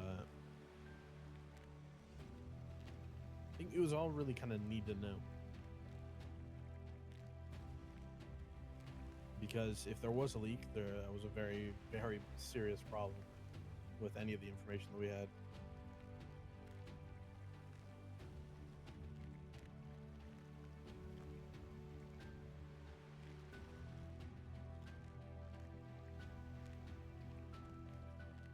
But isn't that kind of what the whole trust premise is built off of, though?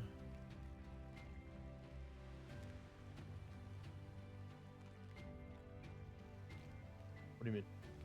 Well, I mean, they're in your group, right? So you're saying you trust one person next more than somebody else? Yeah.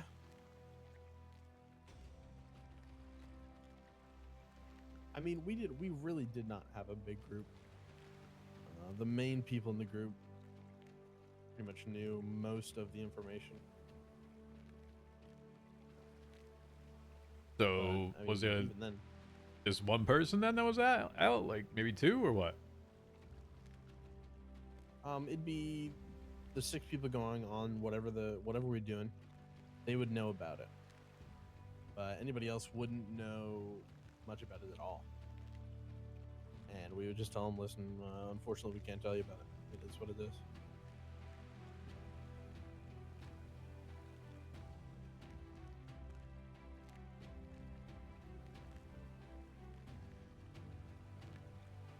And most people were fine with them. Most people understood. Was the whole doctor thing the same way? Or did someone tell you to No, bring Shang into it? We didn't have enough people. I mean, we got told 30 minutes, maybe an hour beforehand about all of that. So there was zero, like there was no planning basically. It was like, listen, this is happening in 20 minutes or 30 minutes. Get this many people ready and wait for the call. So we said, okay. And we had done a joint mission with Chang before, so we knew he could be trusted, and he was, trusted by them as well.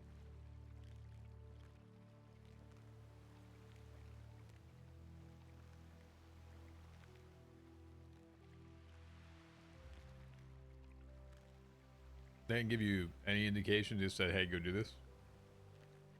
They said, grab this guy, bring him here. That's about pretty much it.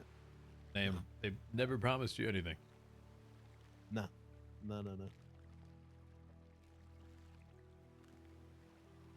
I mean, we knew we would get paid. Don't get me wrong. You get paid? For that one, I don't know. I know there's something implied that was a very, very big payday, but I don't know if it ever happened because I'm not up there anymore. I don't know.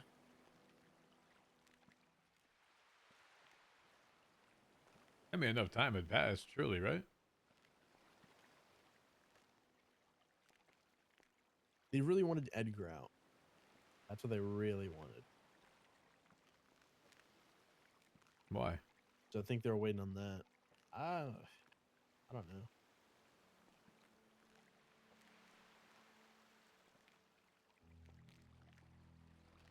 They like Edgar. I don't know. Truly, I don't know why they liked him so much, but they liked him a lot, evidently. Fair enough. He kept stressing, kept asking about him the entire time he was down here. Kept asking about him, when are you getting him out, this and that.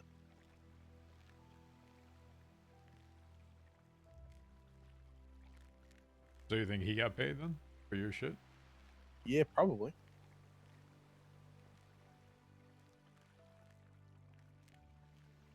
Maybe. I really have no idea.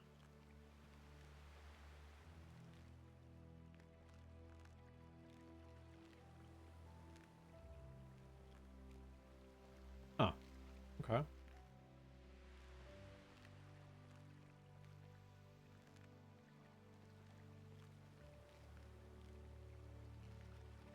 Shit.